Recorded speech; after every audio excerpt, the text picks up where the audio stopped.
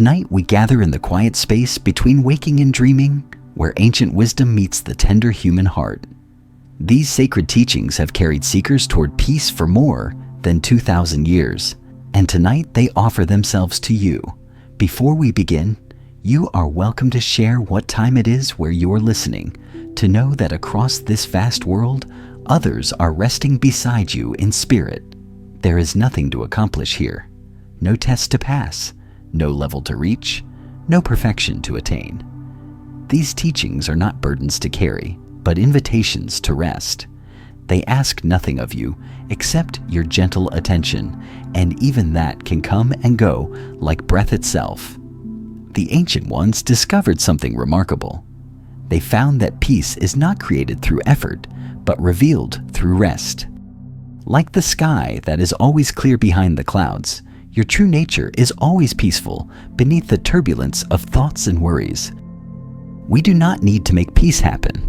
We need only to stop disturbing the peace that is already here, so there is nowhere else to be. Nothing urgent calling you away. We will walk together through wisdom and story, through understanding and silence. And as we walk, something in you will remember what it has always known. Something will soften. Something will come home. Thank you for being here. Thank you for choosing rest. Let us begin. The Buddha spoke of 4 noble truths that form the foundation of all his teaching. These truths are called noble, not because they are complicated or require special intelligence to understand. They are noble because they are honest. They look directly at life as it actually is, not as we wish it would be. And in that honest looking, freedom becomes possible. The first noble truth is the truth of suffering. But the word suffering in the ancient language means something broader than terrible pain or tragedy. It points to a quality of unsatisfactoriness that runs through human experience. The sense that something is not quite right, that we are not quite complete, that life, even in its good moments, carries a subtle ache of imperfection. This teaching is not meant to depress us. It is meant to help us stop pretending. We spend so much energy trying to convince ourselves that everything is fine, that we have it all figured out, that we are in control. But beneath this pretense, we know the truth. We know that things break, that bodies age, that people leave, that nothing stays the same, that even our happiest moments carry the shadow of their own ending. When we stop pretending and acknowledge this truth directly, something unexpected happens. We stop exhausting ourselves trying to create a life free from difficulty. We stop demanding that reality be different than it is. And in that stopping, in that honest acknowledgement, we discover a strength we did not know we had. The strength to meet life as it actually comes, rather than as we insist it should be. Let us explore a story that shows how acknowledging difficulty can become the first step toward genuine peace. In a prosperous city, there lived a merchant named Takeshi who had built his fortune through careful planning and tireless work. He owned 3 successful trading houses, employed dozens of workers, and was respected throughout the business community. His wife was kind and beautiful. His 2 children were healthy and bright. By every measure, Takeshi had achieved the life that everyone dreams of. But Takeshi carried a secret that no one knew. Despite all his success, he felt profoundly unhappy. Every morning he would wake with a sense of dread, as if some terrible disaster was about to strike. Every night, he would lie awake, worrying about everything that could go wrong. His businesses could fail. His wife could become ill. His children could face hardship. The future seemed filled with threats and dangers. To cope with this constant anxiety, Takeshi worked even harder. He convinced himself that if he could just accumulate enough wealth, create enough security, plan for every possible problem, he would finally feel safe. He expanded his businesses, hired more guards for his warehouses, saved enormous sums of money against every imaginable disaster. But the more he tried to create perfect security, the more anxious he became. There was always another risk to prepare for, another vulnerability to shore up. His family began to feel distant from him. His workers noticed his tension. His body began to show signs of strain. But Takeshi could not stop. He believed that if he let down his guard for even a moment, everything he had built would crumble. One evening, after a particularly exhausting day, Takeshi passed a small temple he had never noticed before. From inside came the sound of chanting, peaceful and rhythmic. Something about that sound called to him. Without really deciding to, he found himself entering the temple. Inside, a small group of monks sat in meditation. An elderly teacher sat at the front of the room, his face utterly calm. Takeshi stood awkwardly by the door, unsure whether he should stay or leave. The teacher opened his eyes and looked directly at Takeshi with a gaze that seemed to see everything. "You are welcome to sit," the teacher said gently. "We are about to have tea." After the meditation ended, the monks prepared simple tea and invited Takeshi to join them. He found himself sitting across from the elderly teacher, whose name was Master Hakuin. "You look like a man carrying a very heavy load," Master Hakuin said quietly. "What burden weighs on you tonight?" Takeshi had not intended to speak about his struggles, but something about the teacher's presence made him feel safe to be honest. The words poured out of him. He spoke about his constant anxiety, his fear of loss, his inability to enjoy what he had because he was so busy trying to protect it. "I know I should be grateful," Takeshi said, his voice breaking slightly. "I have everything a person could want, but I cannot shake this feeling that disaster is always just around the corner. I cannot rest. I cannot be at peace." Master Hakuin listened with complete attention, his eyes kind and understanding. When Takeshi finished, the teacher was quiet for a long moment before speaking. "Tell me, have you considered that the disaster you fear has already happened?" Takeshi looked confused. "What do you mean?" "My businesses are successful. My family is healthy. Nothing terrible has occurred." The teacher smiled gently. "The disaster is not that you might lose what you have. The disaster is that you are unable to enjoy what you have. The suffering is not in the future. It is happening right now in this moment as you torment yourself with worries about what might come." He poured more tea into Takeshi's cup. "You have spent years trying to protect yourself from suffering that might happen tomorrow, but in doing so, you create suffering that is happening today. You are like someone who refuses to eat a delicious meal because they are afraid they might be hungry later." Takeshi felt something crack open inside him. He had never thought about it this way. He had been so focused on preventing future suffering that he had not noticed the suffering he was creating right now through his constant fear and striving. But Master Hakuin was not finished. The Buddha's first truth is that life includes suffering. Not that life is only suffering, but that difficulty is part of the human experience.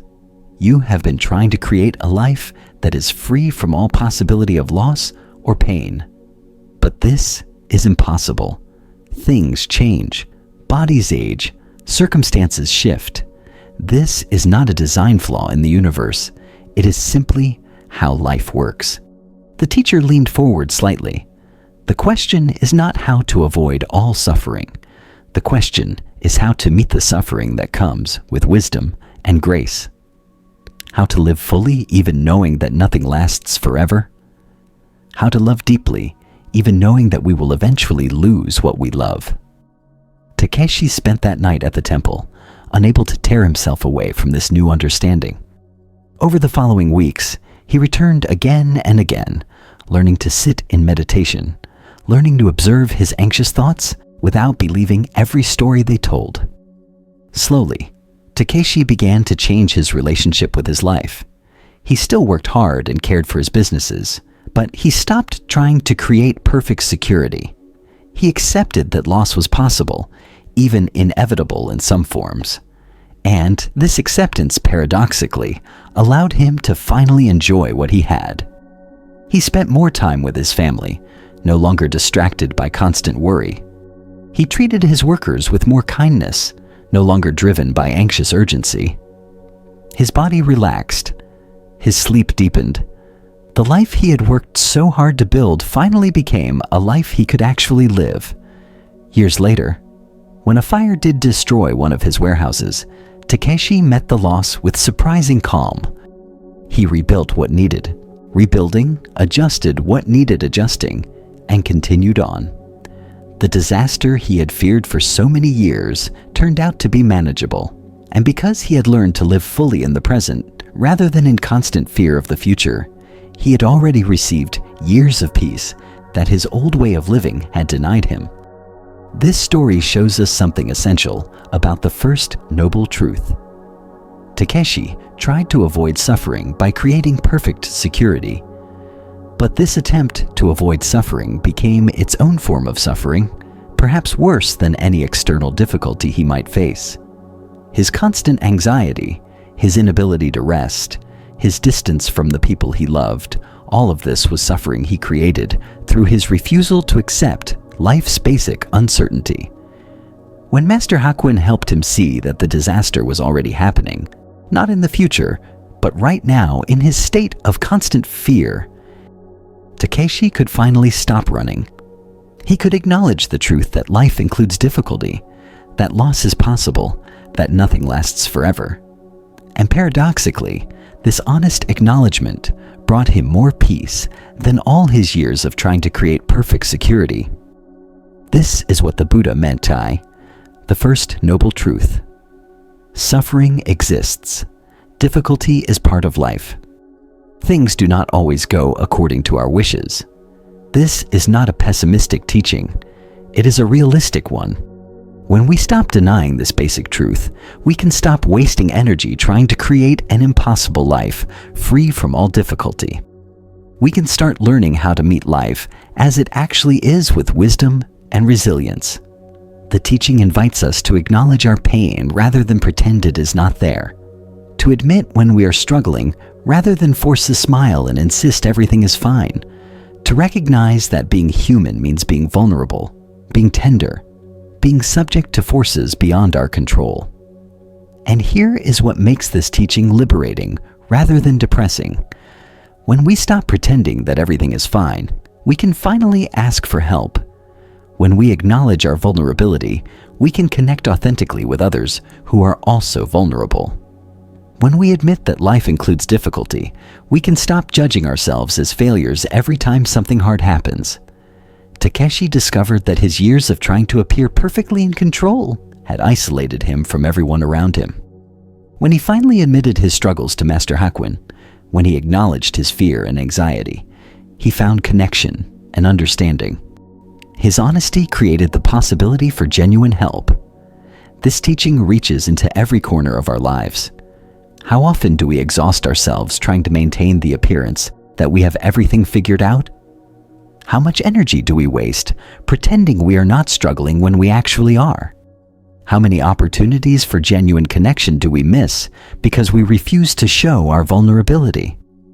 The first noble truth invites us to stop this exhausting pretense, to acknowledge honestly what we are experiencing, to admit when life feels hard, when we are scared, when we do not know what to do. This acknowledgement is not weakness, it is courage. It is the first step toward genuine peace. Rest your body now.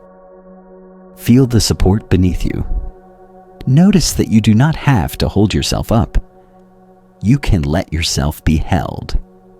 The second noble truth follows naturally from the first. If suffering exists, what causes it? Where does it come from? The Buddha looked deeply into this question and discovered something surprising. He found that our suffering comes not primarily from external circumstances, but from our own craving, our own grasping, our own desperate attempt to make things be different than they are. This teaching is subtle and easily misunderstood. The Buddha is not saying that external circumstances do not matter. Pain is real. Loss is real. Difficulty is real. But there is a difference between pain, which is inevitable, and suffering, which is how we relate to that pain. When we demand that life give us only pleasure and never pain, we create suffering. When we cling desperately to what we have, terrified of losing it, we create suffering. When we push away uncomfortable experiences, refusing to allow them to be here, we create suffering. The problem is not the experience itself. The problem is our relationship to the experience, our unwillingness to let life be as it is. The ancient word the Buddha used for this cause of suffering is tanha, which means thirst or craving. It points to a quality of grasping, of demanding, of insisting that reality conform to our preferences. We want what we do not have. We want to keep what we do have. We want to avoid what is unpleasant. This constant wanting, this endless craving for things to be different, this is what creates the suffering that goes beyond necessary pain. Let us explore a story that shows how this grasping creates suffering, even in situations that should bring joy. In a mountain village, there lived a woman named Yuki who had spent her entire adult life wishing for a child. She and her husband tried for many years without success. They visited healers, made offerings at temples, prayed to every deity they knew, but no child came. Yuki watched other women in the village raise their children and felt a pain so deep it seemed to live in her bones. Every baby she saw was a reminder of what she did not have. Every mother carrying an infant was a mirror showing her own emptiness. The wanting became so intense that she could barely participate in village life. She avoided celebrations where children would be present. She grew distant from friends who were raising families. Then, after 15 years of longing, a miracle happened. Yuki became pregnant. The joy was overwhelming. She and her husband wept with gratitude. The village celebrated with them. Finally, after all those years of waiting, her deepest wish was coming true. The pregnancy was healthy and uncomplicated. Yuki prepared everything with meticulous care. She sewed tiny clothes, prepared a beautiful nursery, imagined every detail of the life she would have with her child. When her daughter was born, healthy and perfect, Yuki felt complete for the first time in her adult life. She named her daughter Hana, meaning flower, and devoted herself entirely to the child's care. Every moment with Hana felt precious beyond measure. Every smile, every sound, every small development was a miracle to be celebrated. But something unexpected began to happen. The very intensity of Yuki's love began to create a new kind of suffering. Because she had waited so long and wanted a child so desperately, she became terrified of losing what she finally had. Every time Hana coughed, Yuki feared illness. Every time the baby slept longer than usual, Yuki checked frantically to make sure she was still breathing. Every small developmental delay sent Yuki into spirals of worry. As Hana grew into a toddler, Yuki's anxiety intensified rather than relaxed. She rarely let Hana out of her sight. She would not allow her to play with other children for fear she might get hurt. She hovered constantly, trying to anticipate and prevent every possible danger. Other mothers in the village began to worry about Yuki's behavior, but she could not stop. The thought of anything happening to Hana was unbearable. By the time Hana was 5 years old, the constant anxiety had exhausted Yuki completely. She was not sleeping well, always alert for potential dangers. She had lost weight from the stress. And worse, her relationship with Hana was suffering. The child felt smothered, unable to explore or play freely. She began to withdraw from her mother, sensing the fear behind every interaction. One afternoon, Yuki was watching Hana play in their garden, her body tense with vigilance, when a traveling nun stopped at their gate asking for water. Yuki reluctantly invited her in, not wanting to seem inhospitable, but anxious about having a stranger near Hana. The nun accepted the water gratefully and sat quietly watching Hana play. She noticed how the child would look back at her mother before every action, checking for approval or disapproval. How tentative and constrained her play seemed. "Your daughter is beautiful," the nun said gently. "You must love her very much." Tears suddenly filled Yuki's eyes. "I love her more than my own life. I waited 15 years for her. I cannot bear the thought of anything happening to her." The nun was quiet for a moment, watching Hana try to climb a small tree, then look back at her mother with anxiety. "Tell me," the nun said softly, "who do you think you are protecting with all this vigilance? Your daughter or yourself?" The question struck Yuki like a physical blow. "What do you mean?" "Of course I am protecting my daughter." The nun smiled with deep compassion. "Are you protecting her from danger? Or are you protecting yourself from the pain of possibly losing her? Are you keeping her safe, or are you trying to control life itself so that you never have to feel the fear and grief you are already feeling every moment?" Yuki could not answer. She realized with sudden clarity that her constant anxiety was not actually making Hana safer. It was making both of them miserable. She was so afraid of future loss that she could not enjoy the present gift.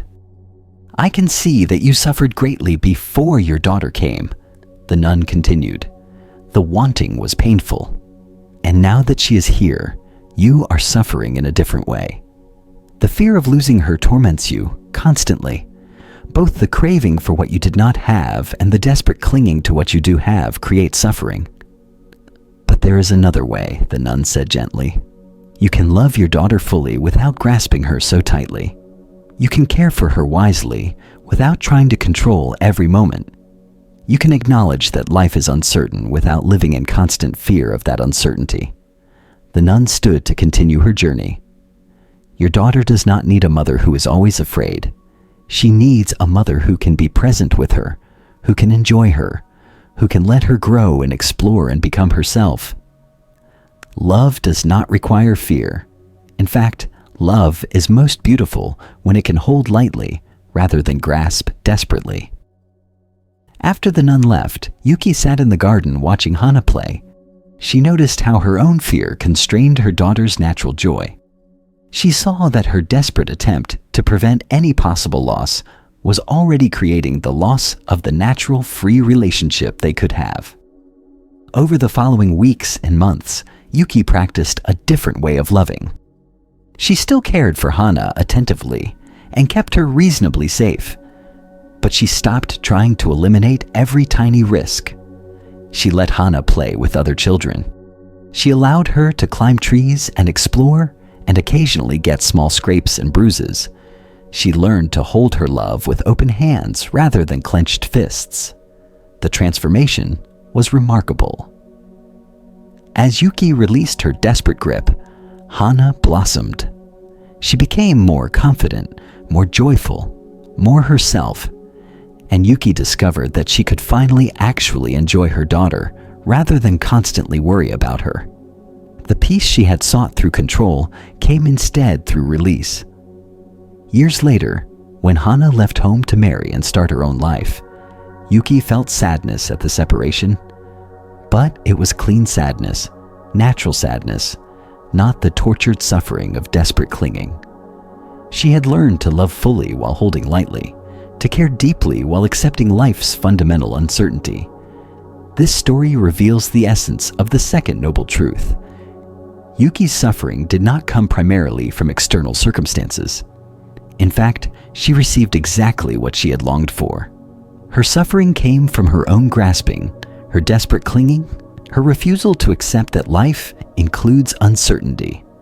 The 15 years of wanting a child created one kind of suffering. The constant fear of losing her child created another kind. Both arose not from the circumstances themselves, but from Yuki's relationship to those circumstances. The craving for what she did not have and the terrified clinging to what she did have were two sides of the same coin, both creating suffering that went beyond necessary pain. The traveling nun helped Yuki see that her fear was not actually protecting Hana. It was robbing both of them of the joy that could be present Her attempt to control life and eliminate all uncertainty was creating the very suffering she was trying to prevent. This teaching asks us to look honestly at how our own grasping creates suffering. How often do we torture ourselves wanting what we do not have? How much energy do we waste resenting what is actually here, wishing it were different? How many present moments do we miss because we are busy either chasing the future or trying to freeze time? The Buddha is not asking us to stop wanting things or stop caring about outcomes. He is inviting us to notice the quality of desperation in our wanting, the quality of terror in our holding. When wanting becomes craving, when preference becomes desperate demand, when care becomes suffocating control, we create suffering for ourselves and others. Yuki discovered that she could still love Hana completely while releasing the desperate grip. She could still care for her daughter's well-being while accepting that life is inherently uncertain. This shift from grasping to open-handed love did not make her love less.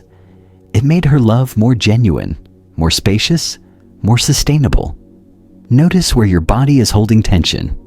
Can you soften there, even slightly? Can you release the grip just for this moment? The teaching of craving includes 3 specific forms. The first is craving for pleasurable experiences, the desperate seeking of what feels good. The second is craving to avoid painful experiences, the desperate pushing away of what feels bad. The third is craving for existence or non-existence, the deep existential grasping related to our sense of self. All 3 of these forms of craving share a common quality. They resist the natural flow of experience. They demand that life be different than it is. And in that demand, in that resistance, suffering arises. We can see this clearly in our moment-to-moment experience. When something pleasant is happening, notice how the mind tries to hold on to it, to make it last forever, to prevent its natural ending. This grasping creates anxiety, even in the midst of enjoyment. When something unpleasant is happening, notice how the mind pushes against it, refuses it, demands that it go away. This resistance creates suffering on top of the original discomfort. The third noble truth follows naturally from understanding the second. If the cause of suffering is craving and grasping, then the cessation of suffering comes through the cessation of craving and grasping. This does not mean becoming passionless or indifferent. It means learning to engage with life without the desperate quality of grasping. This truth is called nirvana in the ancient language. The word literally means extinguishing or blowing out, like a candle flame being gently extinguished. What is extinguished is not life or love or care. What is extinguished is the fire of craving, the burning of constant wanting and fearing and demanding. When craving ceases, something remarkable remains. Not emptiness or deadness, but a natural peace, a spacious presence, a way of being that is fully engaged with life without being tormented by it. This is not a distant goal requiring decades of practice. It is available in any moment when we release the grip and allow things to be as they are. Let us explore a story that shows how this release can bring unexpected freedom. In a remote monastery, there lived a monk named Daichi who had been practicing meditation for 20 years. He was disciplined and sincere, rising before dawn every day to sit, following every rule and precept carefully, studying the teachings diligently. He was respected by the other monks for his dedication, but Daichi had a secret problem. Despite 20 years of practice, he had never experienced the profound peace or breakthrough insight that the teachings described. He had never felt the moment of awakening that was supposed to be the goal of all this effort. And the longer he practiced without results, the more desperate he became. He tried different meditation techniques, thinking perhaps he was doing it wrong. He extended his sitting periods, sometimes meditating for hours until his body ached. He studied more texts, memorized more teachings, hoping to find the missing piece. He consulted with different teachers, attended special retreats, performed additional rituals, but nothing worked. And with each failed attempt, Daichi's desperation grew. He began to think there was something fundamentally wrong with him, that he was incapable of the realization that came naturally to others. His practice, which had begun as a sincere seeking of peace, had become a source of constant frustration and self-judgment. One spring, a famous master named Tenzo came to visit the monastery. He was very old, nearly 90, and moved slowly with a walking stick. But his presence radiated a peace so tangible that even the most agitated minds seemed to settle in his company. The monks gathered to hear him teach, and Daichi sat in the front, hoping desperately that this teacher would finally give him the key to awakening.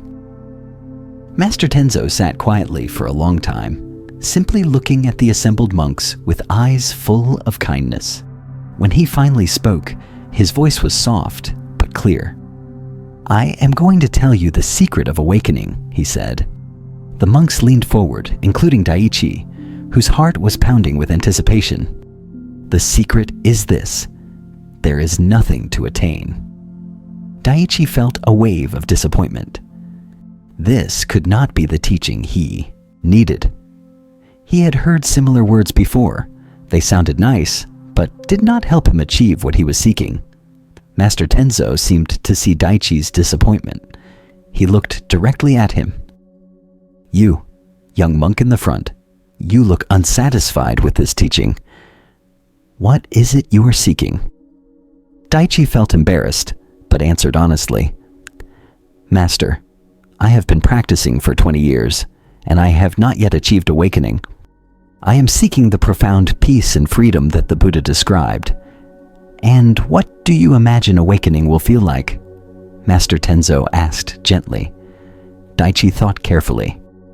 "I imagine it will be a feeling of complete peace, of perfect understanding, of finally arriving at the goal of practice." Master Tenzo smiled.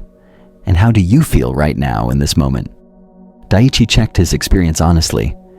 "I feel frustrated, disappointed, like I am failing, like something is wrong with me." The old master nodded. "And where is this frustration coming from? Is it coming from the present moment itself, or from your thoughts about how the present moment should be different?" The question stopped Daichi. He realized that the present moment itself was actually fine. He was sitting in a beautiful hall, listening to a wise teacher, breathing easily, surrounded by fellow practitioners. The frustration was coming entirely from his thought that things should be different, that he should be different, that he should have achieved something he had not achieved. "All your suffering," Master Tenzo said gently, "comes from seeking awakening. The very seeking prevents you from recognizing that you are already awake, already aware, already the Buddha nature you are searching for." He tapped his walking stick on the floor. "This sound. Did you hear it?" "Yes, Master." "Who heard it? Where is the one who heard?" Daichi started to give a philosophical answer, but Master Tenzo interrupted. "I am not asking for philosophy. I am asking about your direct experience. When that sound occurred, was there not simply hearing? Where is the separate self who possesses that hearing?" Daichi paid attention to his actual experience. He realized that hearing simply happened.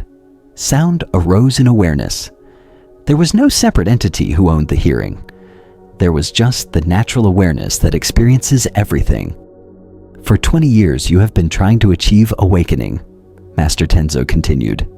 "But awakening is not an achievement. It is not something you gain. It is the natural state that is already here when you stop trying to gain anything. Your very trying is what obscures it." He leaned forward. "Right now, are you aware?" "Yes." "Right now, are you alive?" "Yes."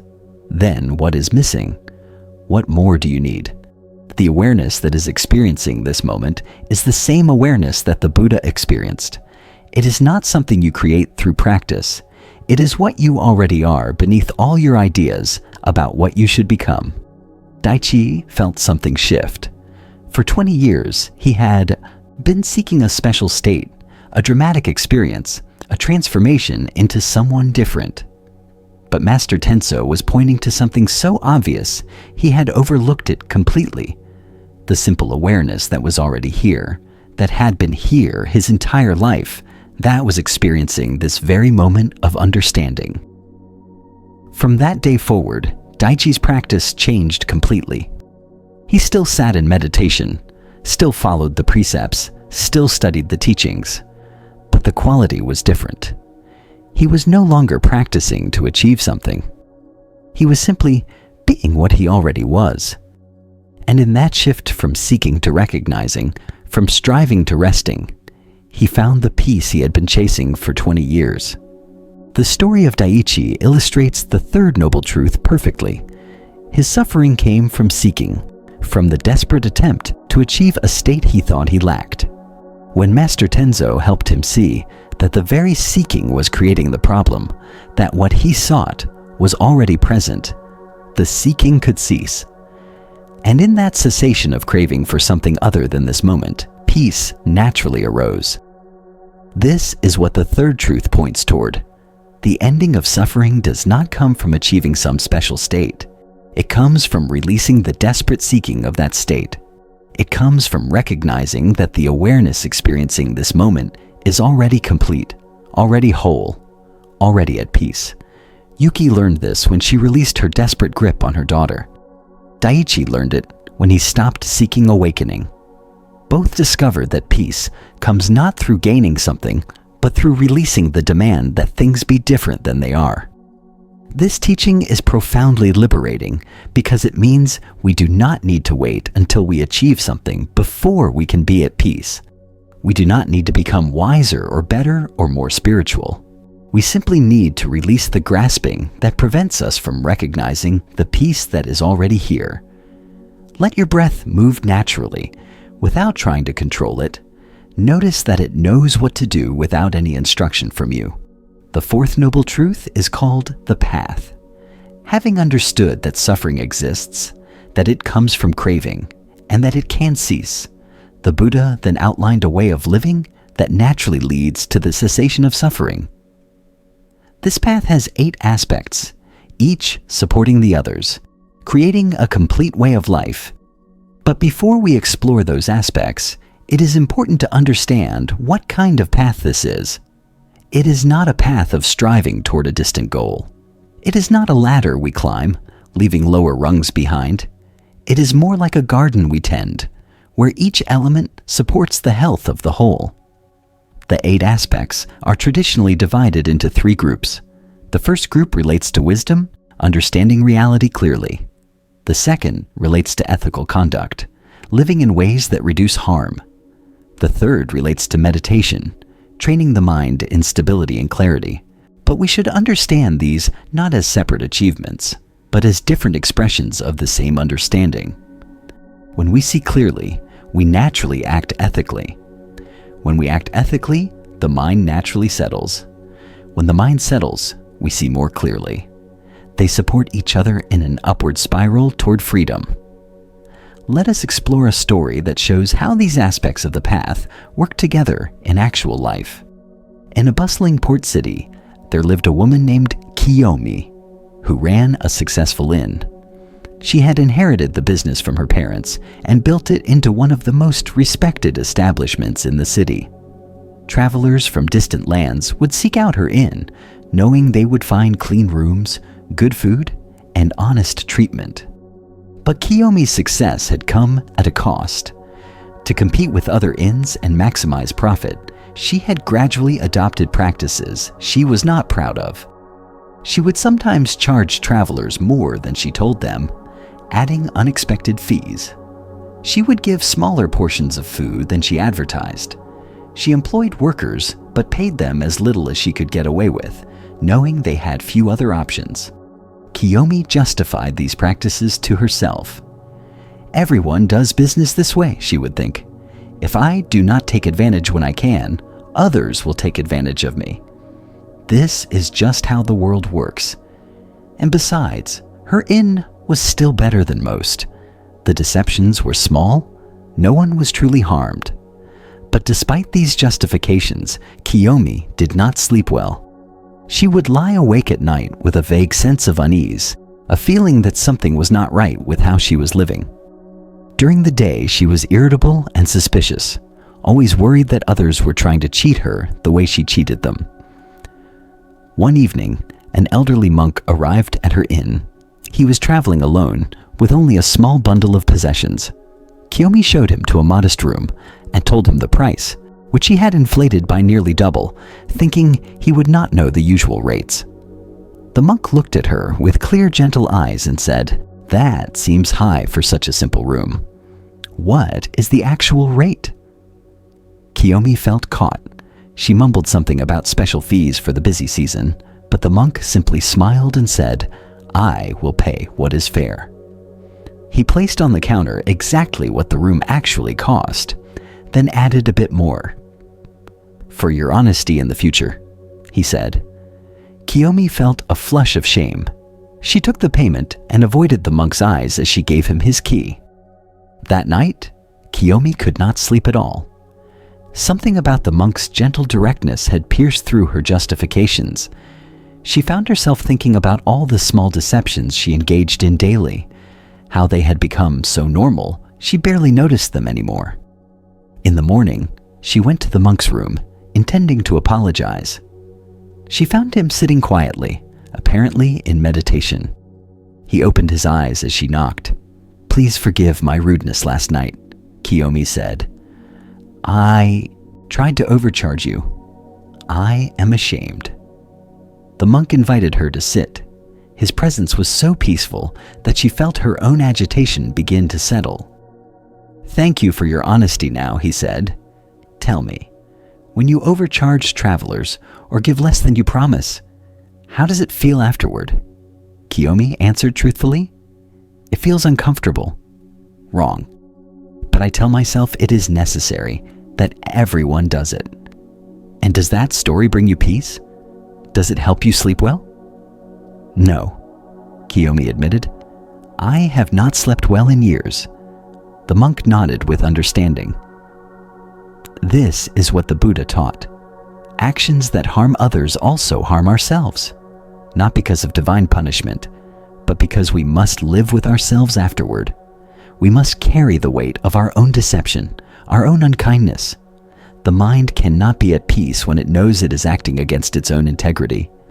"But how can I run a business without these practices?" Kiyomi asked. "Others will have an advantage over me." The monk smiled. "Let me ask you something. When travelers come to your inn and find they were overcharged or given less than promised, do they return? Do they recommend you to others?" Kiyomi had to admit that most travelers came only once. Her success came from the constant flow of new travelers through the port, not from returning customers or good reputation. "Now imagine," the monk said, "that you charge fairly, give full portions, treat workers well, conduct your business with complete honesty. In the short term, you might earn slightly less profit. But what happens to your reputation over time? What happens to your sleep? What happens to your mind?" Over the following weeks, Kiyomi thought deeply about this conversation. She began experimenting with the monk's suggestion. She set fair prices and honored them. She gave generous portions. She paid her workers better and treated them with respect. She was scrupulously honest in every transaction. The results surprised her. In the first few weeks, her profit did decrease slightly. But then, something unexpected happened. Travelers began returning to her inn specifically because they trusted her. They recommended her establishment to others. Workers who felt respected and fairly paid began taking pride in their work, providing better service. The atmosphere of the entire inn changed. More importantly, Kiyomi's inner life transformed. The constant low-level anxiety that had plagued her began to dissolve. She slept deeply for the first time in years. Her mind felt clearer. She noticed beauty she had been too agitated to see before. She found herself smiling more, connecting more warmly with guests and workers. Her business actually became more successful than before, but that was almost secondary to the profound change in her well-being. She realized that the monk had shown her something crucial. The path to peace was not separate from daily life. It was expressed through how she conducted every transaction, how she treated every person, how she made every choice. Years later, Kiyomi's Inn became famous not just for its quality, but for its integrity. Travelers would speak of the rare experience of being treated with complete honesty and care. Kiyomi would smile at these compliments, remembering the elderly monk whose gentle question had changed everything. This story shows how the different aspects of the path work together. Kiyomi gained wisdom when she saw clearly that deception was harming herself as much as others. This understanding naturally led to ethical conduct, treating others honestly and kindly. And as her conduct changed, her mind naturally settled into greater peace, which allowed her to see even more clearly. Each aspect supported the others. The Buddha's path is not about following rules out of fear of punishment. It is about understanding how things actually work. When we act in ways that create harm, we disturb our own peace. When we act with integrity and kindness, we create conditions for our own well-being as well as others. The path is built on this clear seeing of cause and effect. Kiyomi discovered that ethical conduct is not a burden imposed from outside, but a natural expression of wisdom.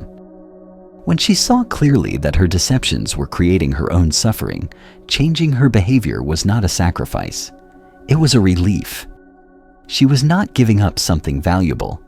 She was releasing something that was poisoning her life. This is how the path works. Not through forced adherence to rules, but through clear understanding that naturally leads to wise action. When we see that harming others disturbs our own peace, kindness becomes natural. When we understand that dishonesty creates anxiety, integrity becomes obvious. When we recognize that grasping creates suffering, generosity flows easily. The 8 aspects of the path can be understood as 8 ways wisdom expresses itself in a human life. Right understanding sees things clearly as they are. Right intention aligns our direction with that understanding. Right speech expresses truth and kindness. Right action conducts itself with integrity. Right livelihood earns sustenance without causing harm. Right effort applies energy wisely. Right mindfulness brings attention to present experience. Right concentration develops stability of mind. Each of these supports the others. Clear understanding leads to wholesome intention. Wholesome intention expresses itself in truthful speech. Truthful speech naturally extends to ethical action. Ethical action includes how we earn our living. All of this requires appropriate effort, sustained attention, and a settled mind. And as the mind settles, understanding deepens, creating an upward spiral. Notice how your body feels when you are being completely honest, even about small things. Notice the ease, the lightness, the simplicity. This is not morality imposed from outside. This is the natural peace that comes from alignment with truth. Let us explore another story that shows how even small choices aligned with the path can transform our experience of life. In a mountain village, there lived a woodcarver named Hideo, who was known for his skill, but also for his volatile temper. When work went well, he was pleasant enough, but when things frustrated him, when wood split wrong, or tools did not perform as he wished, his anger would explode. He would shout, throw tools, sometimes even smash the piece he had been working on. His apprentices learned to stay away when they heard the first signs of frustration building. His wife would take their children outside when his temper flared. Hideo himself hated these outbursts, but he felt powerless to control them. The anger would rise so quickly, so overwhelmingly, that before he knew it, he would be shouting and throwing things. After these episodes, Hideo would feel terrible. He would apologize to whoever had witnessed his rage, promise to do better, and genuinely intend to change. But the next time frustration arose, the same pattern would repeat. He began to believe that his temper was just part of who he was, that some people were born with anger they could not control. One autumn day, a traveling carpenter came through the village looking for work. His name was Jiru, and something about his calm, steady presence impressed Hideo. He hired Jiru to help with a large commission, thinking perhaps the extra hands would reduce his stress. For the first few days, everything went smoothly. Jiru worked carefully and skillfully, requiring little supervision. But then one morning, Jiru made a significant mistake on a valuable piece of wood, ruining hours of careful work. Hideo felt the familiar rush of anger rising. His face flushed, his jaw clenched. He opened his mouth to unleash the explosion of rage that was building. But before any words came out, he noticed something surprising. Jiru had frozen, waiting for the outburst, but his face did not show fear or defensiveness. It showed something else: sadness, compassion, as if he was witnessing something painful happening to Hideo rather than bracing against an attack. That look stopped Hideo completely. The anger was still there, hot and urgent, demanding expression. But for the first time in his life, he did not immediately act on it. He stood there feeling the fury coursing through his body, but somehow not becoming it. After a long moment, Jiru spoke softly. "I am very sorry for the mistake. I will pay for the wood and the time lost. But I hope you will not hurt yourself by expressing anger that will only bring suffering to everyone, including yourself." Hideo was so surprised by this response that he could not speak. Hurt himself? He was not hurting himself. He was expressing righteous anger at a costly mistake. But as he stood there with the anger still burning in his body, he began to notice something. He noticed how his heart was racing, how his muscles were tight, how his breathing was shallow and rapid. He noticed how terrible this actually felt, how much stress it placed on his body and mind. And he realized that Jiru was right. When he exploded in anger, he was the one who suffered most. The anger was still there, but now he was observing it rather than being swept away by it. He watched it with a kind of curious attention. He noticed how it arose, peaked, and then began to subside. The whole cycle took perhaps 2 minutes, and as it subsided, he found he could speak calmly. "You are right," Hideo said, his voice shaky but controlled.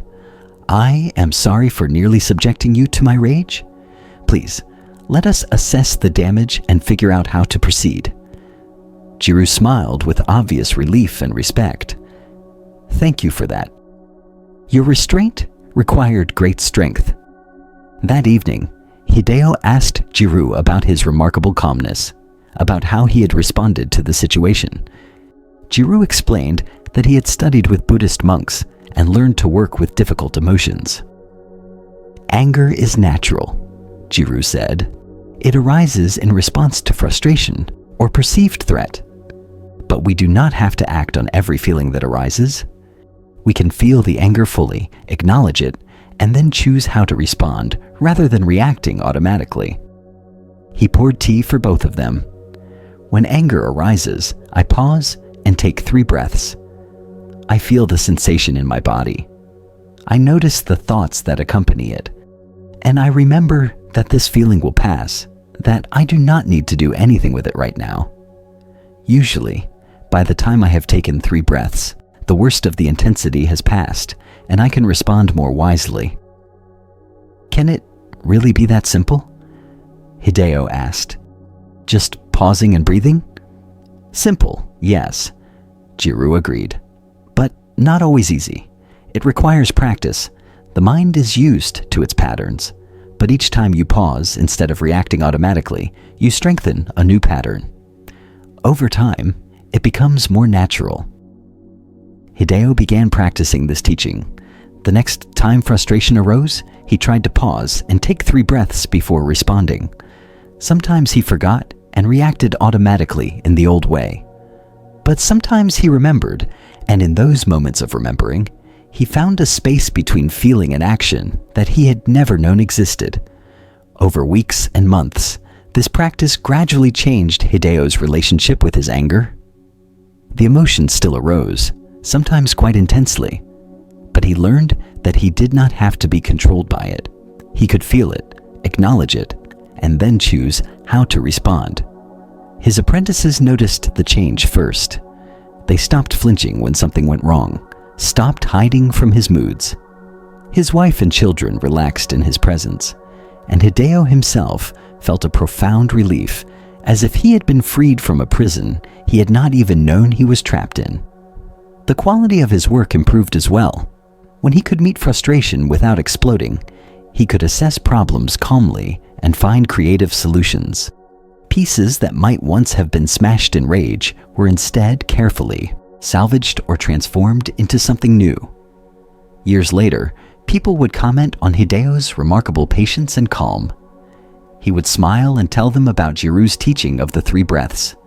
Such a simple practice, he would say, but it changed everything. I learned that I am not my anger. I am the awareness that can observe anger arising and passing. And in that space of awareness, choice becomes possible. The story of Hideo illustrates the aspect of the path called right effort. This is not the effort of forcing or struggling. It is the effort of wise attention, of remembering to pause, of choosing response over reaction. Hideo's anger was not evil or bad. It was a natural human emotion arising in response to frustration. The problem was not the feeling itself, but his automatic unconscious reaction to it. When Jiru taught him to pause and breathe, he gave Hideo access to a space between stimulus and response. In that space, freedom lives. This is the kind of effort the Buddha encouraged, not the effort to become perfect or to never feel difficult emotions, but the effort to bring awareness to our experience, to notice our patterns, to choose wisely rather than react automatically. The effort to remember again and again to come back to presence. Right effort also means balancing energy wisely, not pushing too hard, which creates tension and burnout. Not being too lax, which allows old patterns to continue unchallenged. Like tuning a stringed instrument, we seek the middle way between too tight and too loose. Hideo discovered this balance when he first started practicing the pause and 3 breaths. He sometimes tried too hard, becoming rigid and controlling. Other times, he would forget completely and fall back into old patterns. Gradually, he found the middle way, the effort that was steady but not strained, consistent but not harsh. Feel your breath right now. Notice that you do not have to make it happen. It breathes itself. And yet, you can bring gentle attention to it. This is the quality of right effort, engaged but not forcing, attentive but not controlling. The path the Buddha taught is often called the middle way because it avoids extremes. It is not the extreme of indulgence, giving in to every impulse and craving, but neither is it the extreme of harsh self-denial and punishment. It is the balanced way that honors our human nature while guiding us toward freedom. Kiyomi found this balance when she learned to conduct business honestly without either exploiting others or sacrificing her own livelihood. Hideo found it when he learned to work with anger without either exploding in rage or suppressing his feelings. Both discovered that the middle way is not lukewarm compromise, but wise, skillful engagement with life as it is. Let us explore one more story that shows how the path works with the deepest aspects of our being. In a remote hermitage, there lived a nun named Seiko who had devoted 30 years to meditation practice. She was known for her deep concentration and profound understanding of the teachings. Other practitioners would visit her seeking guidance, and she would offer wisdom with great clarity. But Seiko carried a hidden burden that she had never shared with anyone. Despite her years of practice and her genuine understanding, she struggled with a deep sense of unworthiness. Somewhere in the core of her being, she believed she was fundamentally flawed, not good enough, undeserving of the peace she taught others to seek. This belief was so deep and so old that Seiko barely noticed it anymore. It was like a constant background hum, so familiar it seemed like silence, but it colored everything. When she experienced moments of peace in meditation, a voice would whisper, "This will not last. You are not truly capable of sustained realization." When students praised her teaching, another voice would say, "If they really knew you, they would say you are a fraud." Seiko tried to work with this pattern through meditation and contemplation. She understood intellectually that this belief was false, that it was a conditioned pattern from childhood experiences. But understanding it did not make it go away. The sense of unworthiness persisted beneath all her practice and insight. One winter, a very old teacher named Master Etsuko came to stay at the hermitage for a few weeks. She was nearly blind and quite frail, needing help with simple tasks. Seiko cared for her with great attentiveness, honored to serve such an esteemed elder. One evening, as Seiko helped Master Etsuko prepare for bed, the old teacher took her hand and said, "You carry a great pain. I can feel it every time you come near me. The pain of believing you are not enough." Seiko was shocked. She had told no one about this struggle.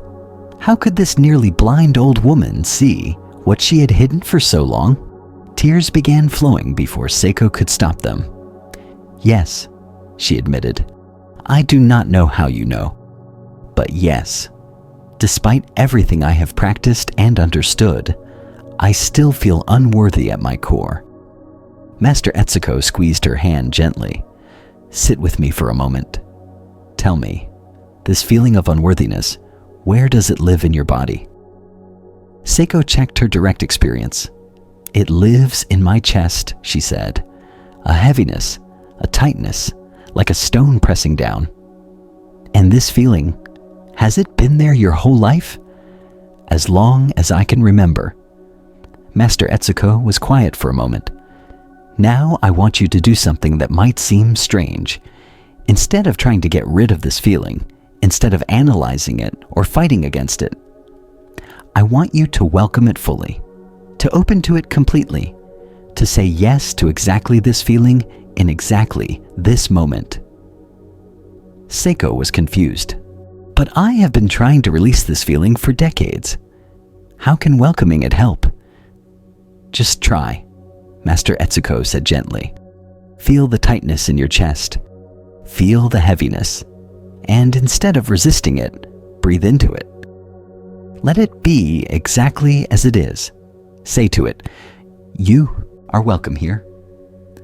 Seiko closed her eyes and brought attention to the familiar pain in her chest. Her instinct was to push it away, to judge it, to try to make it different. But following Master Etsuko's guidance, she tried a different approach. She breathed into the tightness. She felt it fully without resistance, and in her mind, she said to the pain, "You are welcome here. You belong." Something extraordinary happened. The moment she stopped fighting the feeling, the moment she fully allowed it to be there, it began to transform. The tightness started to soften. The heaviness began to dissolve. And beneath the pain, she discovered something she had never felt before. A deep, quiet okayness.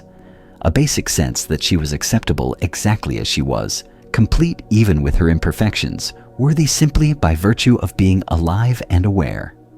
Tears flowed more freely now, but they were different tears. Not tears of pain, but of relief, of homecoming. Master Etsuko seemed to sense what was happening. "Do you understand now?" she asked. "The pain was never the problem. The problem was your war against the pain. When you finally stopped fighting and opened your heart even to the unworthiness, you discovered what was beneath it." She shifted in her bed. "For 30 years you have been trying to become worthy through practice, but you were always worthy. The unworthiness was just a feeling, passing through like weather. When you could finally allow that feeling without making it mean something about your fundamental nature, it could release." Over the following days, Seiko continued practicing this radical acceptance. Whenever the old feeling of unworthiness arose, instead of fighting it or analyzing it, she would welcome it. "You are allowed to be here," she would say. I do not need you to go away for me to be okay. And each time she welcomed the feeling instead of resisting it, it would move through her more quickly, leaving behind a deeper peace. She began to understand that all her years of practice had been preparation for this simple act of complete acceptance. The transformation was profound. Seiko had always been a skilled teacher, but now her presence carried a new quality of wholeness.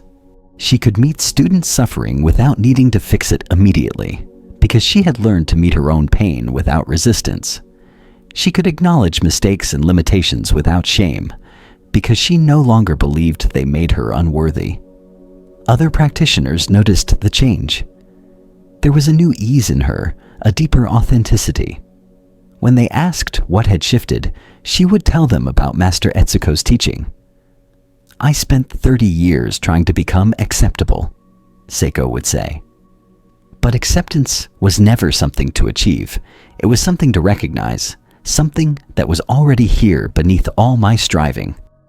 The moment I stopped fighting who I was, including the parts I judged as unworthy, I discovered a peace that did not depend on being perfect. The story of Seiko reveals something essential about the path. We often think the goal is to eliminate our difficulties, to become someone who no longer experiences pain or doubt or unworthiness. We practice to achieve a state of perfection where all problems have been solved. But Master Etsuko showed Seiko a different understanding. The path is not about becoming perfect. It is about becoming whole. And wholeness includes everything, even the parts we wish were different.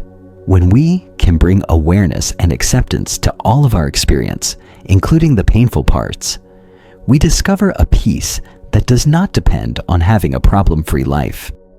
This teaching points to something called radical acceptance, not passive resignation or giving up, but a deep willingness to meet reality exactly as it is, including our own inner reality.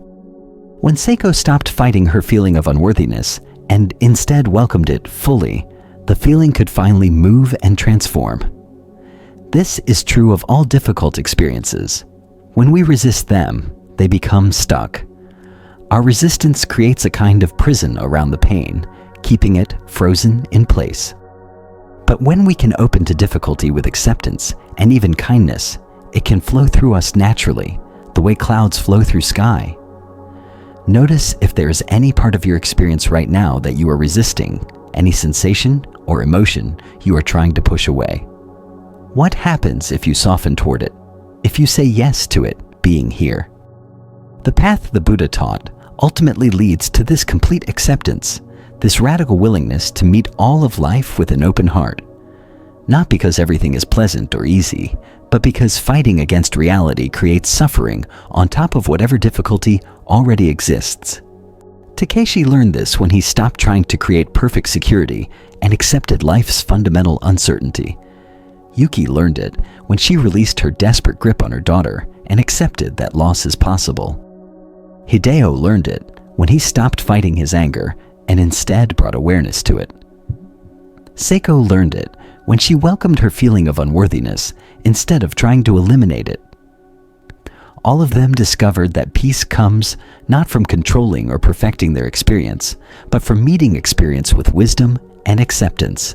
This is the heart of the path, the way it transforms suffering into freedom. The Buddha taught that this path is like a raft that carries us across a river. Once we reach the other shore, we do not need to carry the raft anymore. The teachings and practices are tools, skillful means to help us cross from suffering to freedom. But they are not the destination itself. The destination is simply this: to live with wisdom, to act with integrity, to meet each moment with awareness and acceptance, to love without grasping, to care without controlling, to be fully human without being imprisoned by our humanity. This is available to everyone, not as a distant achievement, but as a way of being that can begin right now. Let your whole body rest. Feel how it is supported without any effort from you. This support has always been here, just as the peace you seek has always been here, waiting beneath the struggling mind. There's a teaching in Buddhism about something called the three poisons. These are fundamental patterns that create suffering, the root disturbances that keep us trapped in painful cycles. Understanding these poisons and their antidotes is essential to walking the path toward freedom. The first poison is called greed or craving. This is the grasping quality we have already explored, the desperate reaching for what we do not have, the insatiable hunger that is never satisfied no matter how much we acquire. The second poison is called hatred or aversion. This is the pushing away, the refusal, the resistance to what is actually here. It includes anger, fear, disgust, all the ways we try to reject aspects of reality. The third poison is called delusion or ignorance. This is not stupidity, but rather a fundamental misunderstanding of how things are, a confusion about the nature of reality that leads to unskillful actions and suffering. These three poisons work together, reinforcing each other. Delusion about the nature of things leads to grasping after what cannot satisfy and pushing away what cannot be avoided. Grasping and aversion cloud our perception, deepening delusion. Around and around the cycle goes, creating suffering at every turn. But the Buddha also taught the antidotes to these poisons. The antidote to greed is generosity and contentment. The antidote to hatred is loving kindness and compassion. The antidote to delusion is wisdom and clear seeing. When we cultivate these positive qualities, they naturally dissolve the poisons that create suffering. Let us explore a story that shows how these poisons work and how their antidotes can transform a life. In a prosperous town, there lived three brothers who had inherited their father's estate. The inheritance was substantial, enough for all three to live comfortably if they shared it fairly. But the distribution of the wealth created conflict that would haunt them for years. The eldest brother, whose name was Akio, was dominated by greed. When the estate was divided, he schemed to take more than his fair share, using legal manipulations and taking advantage of his younger brother's less aggressive natures. He ended up with nearly half the inheritance, while his brothers split the remainder. But having more did not bring Akio peace. He was constantly worried that his brothers resented him, that they might find ways to take back what he had claimed. He accumulated more and more wealth, but it never felt like enough. There was always something else he wanted, some new possession that would finally bring satisfaction. The more he acquired, the more anxious he became about protecting it and getting even more. The middle brother, whose name was Kenji, was consumed by hatred and resentment. He felt deeply wronged by Akio's greed and spent his days dwelling on the injustice. He would lie awake at night imagining revenge, plotting ways to hurt his eldest brother, rehearsing angry confrontations in his mind. This constant bitterness poisoned Kenji's life. He could not enjoy what he had because he was always focused on what had been taken from him. His relationships suffered because he would rant about his brother's betrayal to anyone who would listen. His health declined as the stress of constant anger took its toll on his body. The youngest brother, whose name was Saburo, was caught in delusion. He did not understand what had happened or why his family had fractured. He kept trying to bring his brothers together, believing that if he could just explain things clearly enough, they would reconcile and everything would return to how it used to be. Saburo would arrange meetings between his brothers, hoping each time that this would be when they finally made peace. But these gatherings always ended in conflict, with Akio defensive and grasping, Kenji bitter and attacking, and Saburo confused and hurt. He could not see that his own strategy was not working, that his refusal to acknowledge the reality of the situation was causing him to suffer repeatedly. Years passed with each brother trapped in his poison. Akio grew wealthier, but increasingly isolated and paranoid. Kenji grew more bitter, his anger consuming any chance at happiness. Saburo grew more confused and disappointed as his attempts at reconciliation failed again and again. Then one winter, a terrible fever swept through the town, all three brothers fell ill, and by chance, they ended up in the same healing house, the only facility large enough to handle the number of sick people.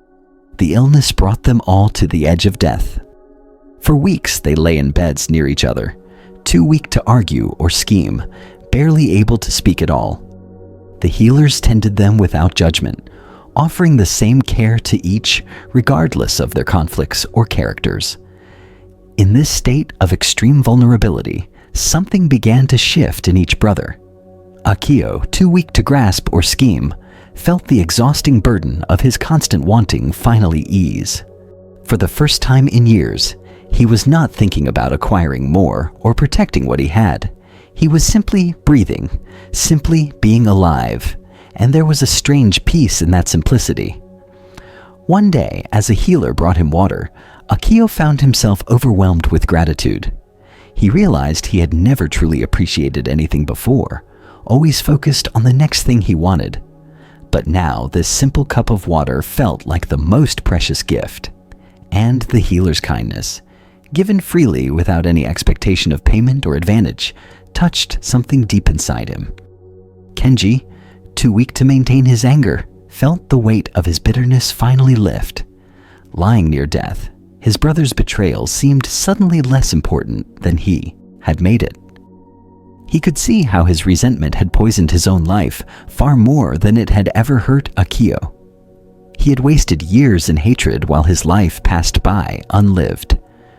Looking at his brothers in their sickness, Kenji felt something unexpected. Compassion. They were not enemies. They were human beings, flawed and suffering, just as he was.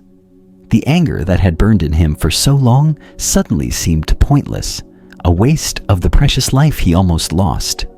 Saburo, too weak to maintain his delusion, finally saw clearly what he had refused to acknowledge.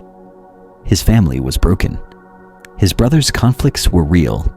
No amount of wishful thinking or forced gatherings would magically heal what had happened. He had been trying to deny reality rather than accept it and work with it as it was. But in seeing this clearly, Saburo also saw something else. He saw that acceptance did not mean giving up. It meant speaking truly, so that he could respond wisely rather than reactively. He could love his brothers without needing them to be different than they were. He could maintain his own integrity without trying to control their choices. As the three brothers slowly recovered, they found themselves talking honestly for the first time in years. Akio admitted his greed and how it had made him miserable. Kenji acknowledged his bitterness and how it had poisoned his life. Saburo confessed his refusal to see clearly and how it had led to repeated disappointment. In their weakness and honesty, something healing became possible. Not a return to how things used to be, but a new understanding built on truth rather than pretense. I spent years accumulating wealth, thinking it would bring security, Akio said. But I was never secure. The more I had, the more I feared losing it. I see now that what I really wanted was not more possessions, but peace of mind, and that cannot be bought or hoarded. I spent years hating you, Kenji said to Akio. I thought my anger was justified, that it proved I was right and you were wrong. But the only person it truly hurt was me. You went on with your life while I poisoned my own with bitterness. I am sorry for wasting so much of my life on resentment. I spent years pretending everything could go back to how it was, Saburo said. I refused to see what was actually happening because I wanted it to be different. I realize now that true healing requires seeing clearly, even when what we see is painful. The brothers did not suddenly become close or pretend their conflicts had never happened, but they found a new way of relating built on honesty and humility. Akio began practicing generosity, finding that giving brought him more peace than accumulating ever had. Kenji cultivated forgiveness, discovering that releasing hatred freed his own heart. Saburo developed wisdom, learning to see reality clearly while maintaining compassion for everyone involved, including himself. Years later, when people in the town spoke of the three brothers, they would remark on the transformation. How Akio, once known for his greed, had become generous and content. How Kenji, once consumed by bitterness, had become kind and forgiving. How Saburo, once confused and lost, had become wise and clear-seeing. The illness that nearly killed them had instead given them new life. This story illustrates how the three poisons work and how their antidotes can heal. Akio's greed kept him in constant anxiety, never satisfied, always grasping. When illness forced him to release that grasping, he discovered the peace he had been seeking through accumulation. The antidote of generosity and contentment replaced the poison of greed. Kenji's hatred created suffering for himself more than anyone else. His anger was meant to hurt Akio, but instead consumed his own life. When illness softened his heart, he discovered that compassion and forgiveness freed him from his self-imposed prison. The antidote of loving kindness replaced the poison of hatred. Saburo's delusion kept him trapped in ineffective patterns, unable to see reality clearly enough to respond wisely. When illness stripped away his defenses, he could finally see truth and work with it skillfully. The antidote of wisdom replaced the poison of delusion. The story also shows something important about transformation. The brothers did not change through willpower or forced self-improvement. They changed when circumstances stripped away their habitual patterns and allowed them to see clearly what those patterns were costing them. The illness created a gap in their usual ways of being, and in that gap, new possibilities emerged. This is often how genuine transformation happens, not through brute force, but through clear seeing.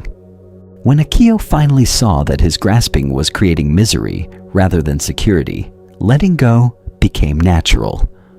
When Kenji saw that his hatred was poisoning his own life, forgiveness became possible. When Saburo saw reality clearly, wise action became available. The path the Buddha taught works this way. It is not about forcing ourselves to be different through sheer willpower. It is about developing the awareness that allows us to see clearly how our patterns create suffering. And in that clear seeing, change happens naturally. Like a flower opening when conditions are right, feel the rhythm of your breath. Notice that you are not making it happen through effort. It arises naturally when conditions support it. Transformation works the same way. The three poisons appear in our lives in countless ways, some obvious and some subtle. Greed shows up not just in accumulating possessions, but in any desperate reaching for what we think will complete us. The constant scrolling through information, the endless seeking of experiences, the accumulation of achievements and recognition, all can be expressions of this grasping hunger.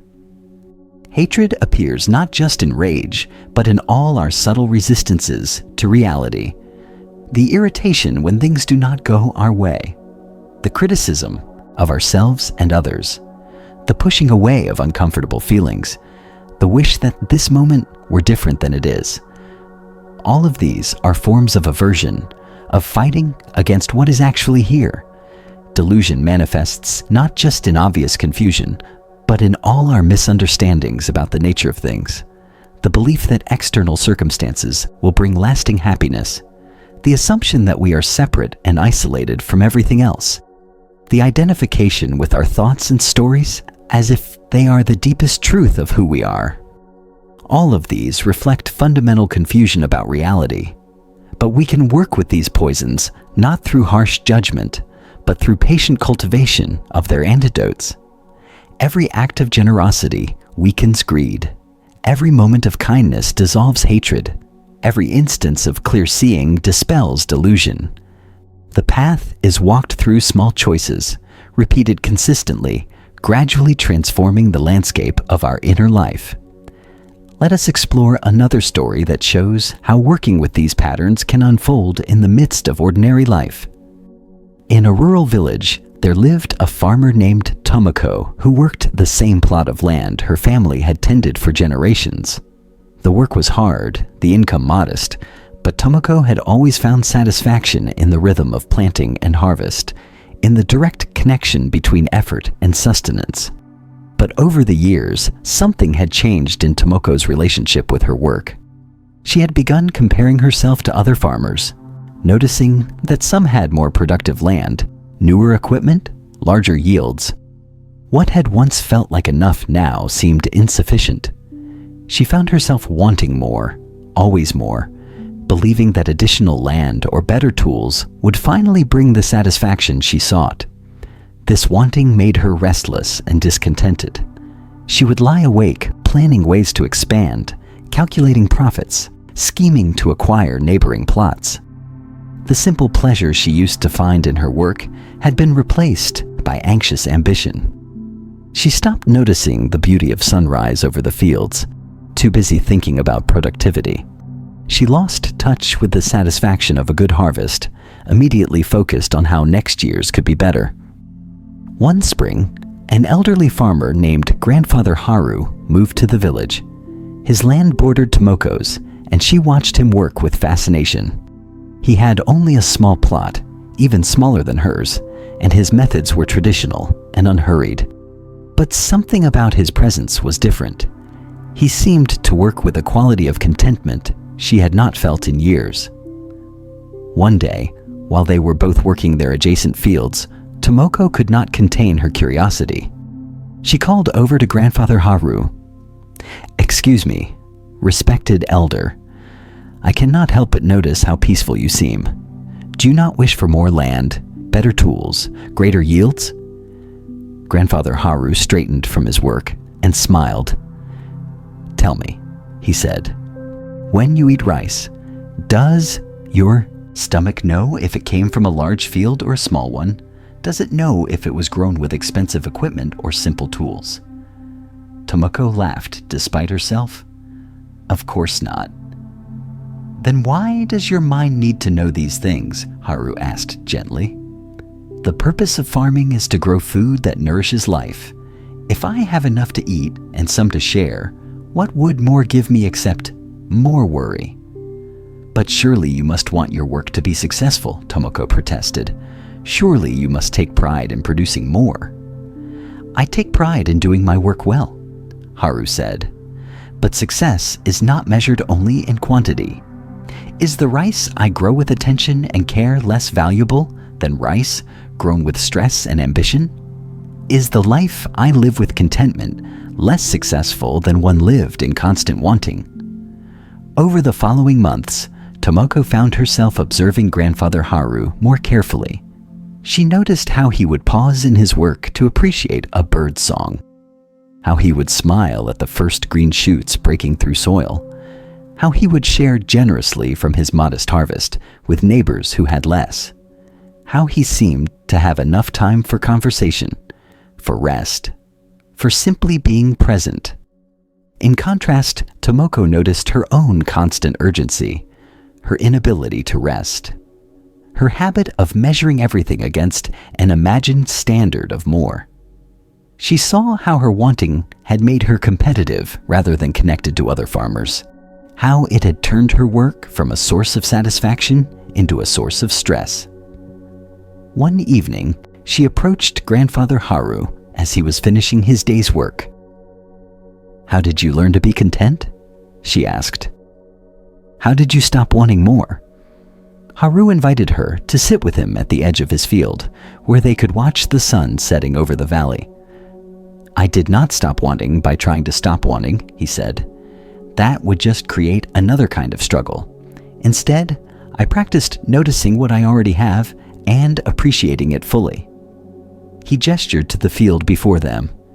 "Each morning, before I begin work, I take a few moments to feel grateful for this land, for my health that allows me to work it, for the rain and sun that feed the crops, for the community that supports us all. I actively appreciate what is here rather than focusing on what is missing." "At first, this practice felt forced," Haru continued. "My mind wanted to wander back to planning and wanting. But gradually, appreciation became more natural, and something interesting happened. As I learned to fully receive what I already had, the desperate quality of wanting began to ease. I still have preferences and work toward goals, but without the suffering of insatiable craving. Tomoko began experimenting with this practice. Each morning before starting work, she would pause and actively appreciate her land, her tools, her strength, her knowledge. At first, it felt awkward, even false. Her mind would quickly return to thoughts of what she lacked, but she persisted, gently bringing attention back to appreciation each time it wandered. Gradually, something shifted. She began to actually feel the gratitude rather than just think it. She started noticing aspects of her life she had taken for granted. The way morning light touched the fields, the satisfaction of physical work, the kindness of neighbors, the simple miracle of seeds becoming food. As appreciation grew, the desperate quality of wanting began to ease. She still worked toward improvement and maintained her farm well, but the anxious urgency had dissolved. She could rest in what was present, rather than always straining toward what was absent.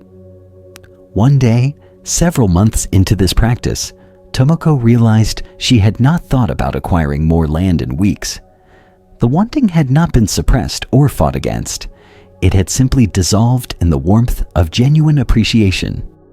What she had been seeking through expansion was actually available in fully receiving what she already had.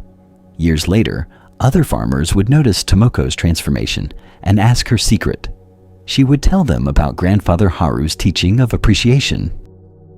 "Greed is not overcome by getting more," she would say.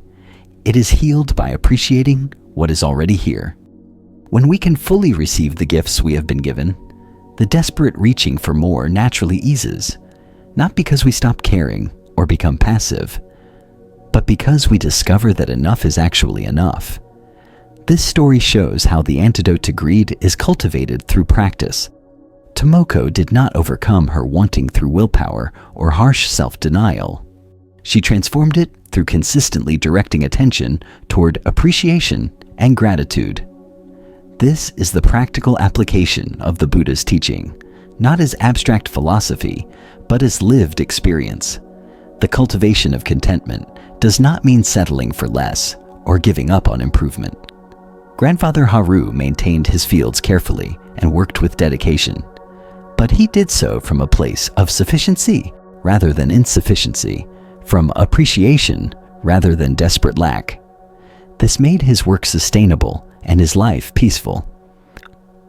Notice right now what you already have that you might be taking for granted. The breath moving freely, the body functioning without conscious effort, the awareness experiencing this moment. Can you feel appreciation for these simple gifts? The same principle applies to working with the other two poisons. Hatred is not overcome by forcing ourselves to feel love, but by repeatedly choosing to meet life with kindness, even when our habitual response is aversion. Delusion is not overcome by accumulating more knowledge, but by consistently seeing clearly what is actually here, rather than believing our stories about it.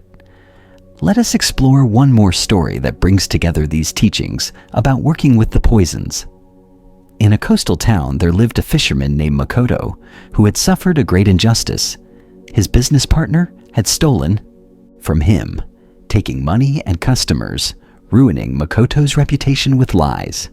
The betrayal was deep, and the consequences severe. Makoto lost his boat, his livelihood, and nearly lost his home. The anger Makoto felt was righteous and consuming.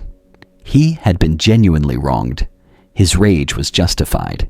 He spent his days dwelling on revenge, on ways to expose his former partner's treachery, on fantasies of justice and retribution. The bitterness became the center of his life, the first thing he thought of on waking, and the last thing on his mind before troubled sleep. His family watched with concern as Makoto was consumed by hatred. His wife would gently suggest that the anger was hurting him more than anyone else. But Makoto could not hear this. How could he let go of anger when injustice had not been corrected? Would that not mean the betrayal was acceptable? His rage felt like the only thing protecting his dignity, the only response that honored the wrong that had been done. One evening, Makoto's young daughter asked him to help her with something in the garden. She had planted flowers weeks earlier and wanted to show him how they were growing. Makoto, absorbed in his bitter thoughts, snapped at her impatiently. "Not now. I have important things to think about." His daughter's face fell. She walked away quietly, and Makoto returned to his rehearsal of grievances. But something about that moment lodged in his awareness. He had been harsh with his innocent child because he was consumed by hatred for someone else. The poison was spreading beyond its intended target. That night, unable to sleep as usual, Makoto sat outside his house looking at the ocean. A monk happened to be walking along the beach and noticed Makoto's troubled state. He approached and asked if he might sit nearby. Makoto, too tired to send him away, nodded. The monk sat in companionable silence for a long while before speaking. "The ocean is powerful tonight," the monk observed. "See how the waves crash against those rocks?" Makoto looked.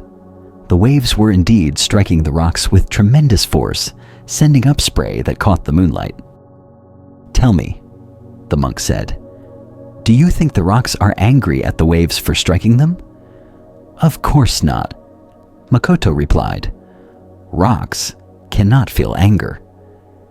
And yet the waves strike them again and again, year after year, with far more force than any human betrayal. But the rocks simply receive the impact without taking it personally. They do not spend their energy plotting revenge against the waves. Makoto was quiet. He understood the monk was speaking about his situation, but his mind resisted. "I am not a rock. I am a human being who has been wronged. Should I just accept betrayal without feeling anything?" "I am not suggesting you should feel nothing," the monk said gently. "Pain is natural when we are harmed. But there is a difference between pain and suffering.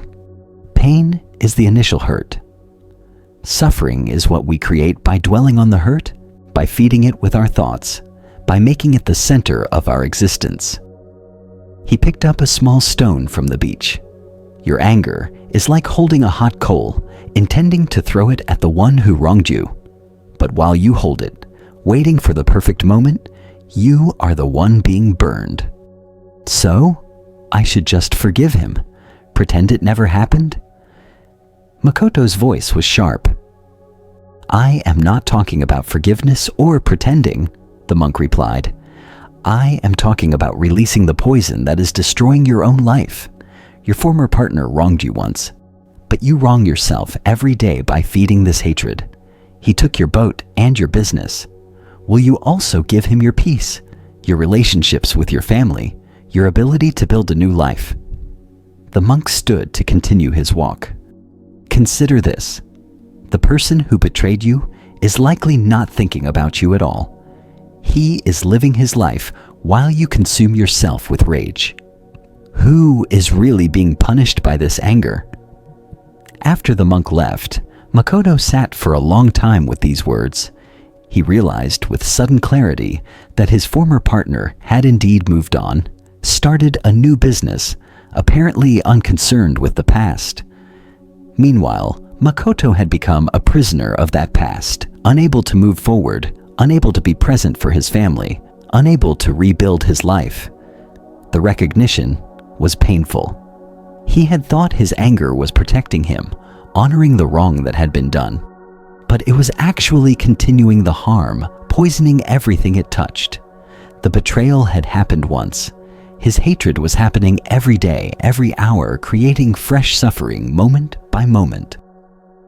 Makoto understood that releasing the hatred did not mean saying the betrayal was acceptable. It did not mean he had to trust his former partner or pretend the wrong never happened. It meant he could acknowledge what happened without letting it consume his present life. He could seek appropriate justice without being destroyed by bitterness. He could protect himself wisely without poisoning himself with rage. The process of releasing was not instant or easy. The habit of anger was deeply grooved, and it would pull him back again and again. But Makoto began practicing what the monk had suggested. When he noticed himself dwelling on revenge fantasies, he would pause and ask, "Who is being hurt by this thinking right now? Is this thought helping me build a new life, or is it keeping me trapped in the past?" He began redirecting his energy toward reconstruction rather than revenge. He found work on another fishing boat. He started saving for a new vessel. He spent time with his daughter, helping with her garden, noticing how the flowers grew despite being planted in soil where other things had failed. He apologized to his wife for his absence and irritability, acknowledging how his hatred had harmed their relationship. The most surprising discovery was that as his hatred eased, his mind became clearer. He could think more strategically about rebuilding his business.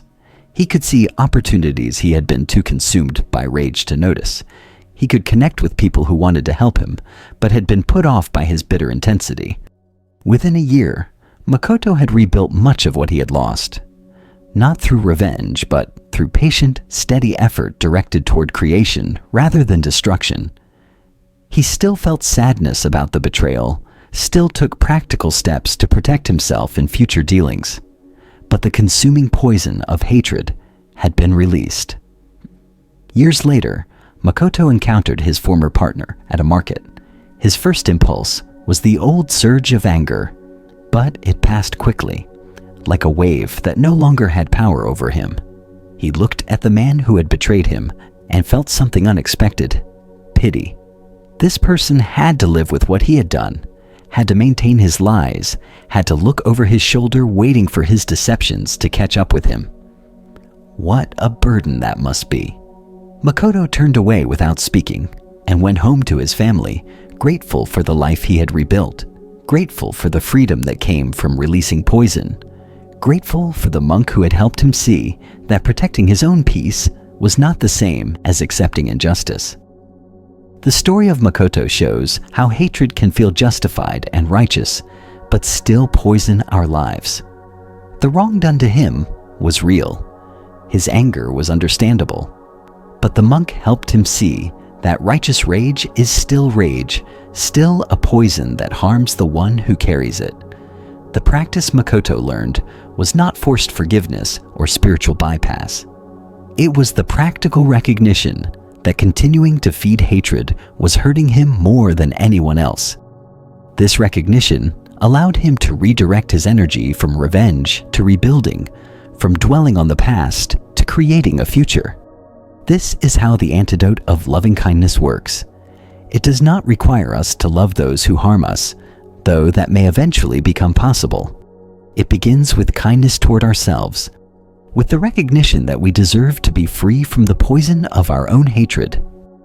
When we truly understand that our bitterness is harming us, releasing it becomes an act of self-care rather than weakness. Feel any tension you are holding in your body right now. Notice that holding it does not serve you. What happens when you gently release it? The three poisons and their antidotes point to a fundamental principle of the Buddha's teaching. We are not powerless victims of our patterns. We can work skillfully with what arises in our minds. Through patient practice, through clear seeing, through consistent cultivation of wholesome qualities, transformation becomes possible. Akio learned to replace greed with generosity. Kenji learned to replace hatred with forgiveness. Saburo learned to replace delusion with wisdom. Tomoko learned to replace wanting with appreciation. Makoto learned to replace rage with peace.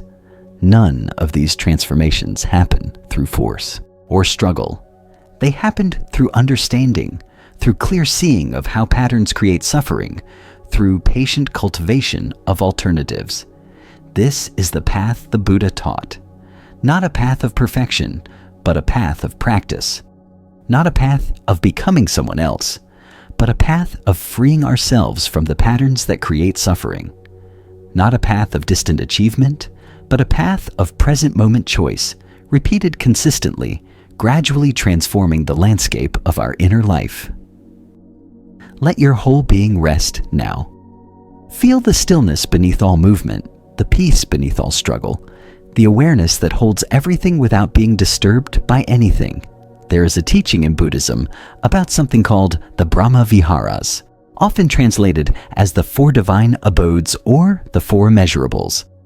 These are qualities of heart that, when cultivated, become places where consciousness can dwell, creating both inner peace and outer benefit. The first is metta, often translated as loving kindness. This is the wish that all beings be happy and at peace. Not romantic love or preferential affection, but a basic friendliness toward life itself. A fundamental wish for well-being that extends to all creatures, including ourselves. The second is karuna, compassion. This is the quality that responds to suffering with care rather than turning away. It feels the pain of the world without being overwhelmed by it, and moves naturally toward relieving that pain when possible. The third is mudita, sympathetic joy. This is the ability to feel happy at others' good fortune, to celebrate their success without envy or comparison. It is the opposite of jealousy, a genuine delight in the happiness of others. The fourth is upekkha, equanimity. This is the quality of balance, the ability to remain steady in the face of both praise and blame, gain and loss, pleasure and pain. It is not indifference, but a deep peace that can hold all experiences without being thrown off balance. These four qualities support each other and grow together. As loving kindness deepens, it naturally includes compassion for those who suffer. As compassion develops, it naturally leads to joy when suffering is relieved. As we practice joy for others, equanimity grows, allowing us to remain steady regardless of circumstances.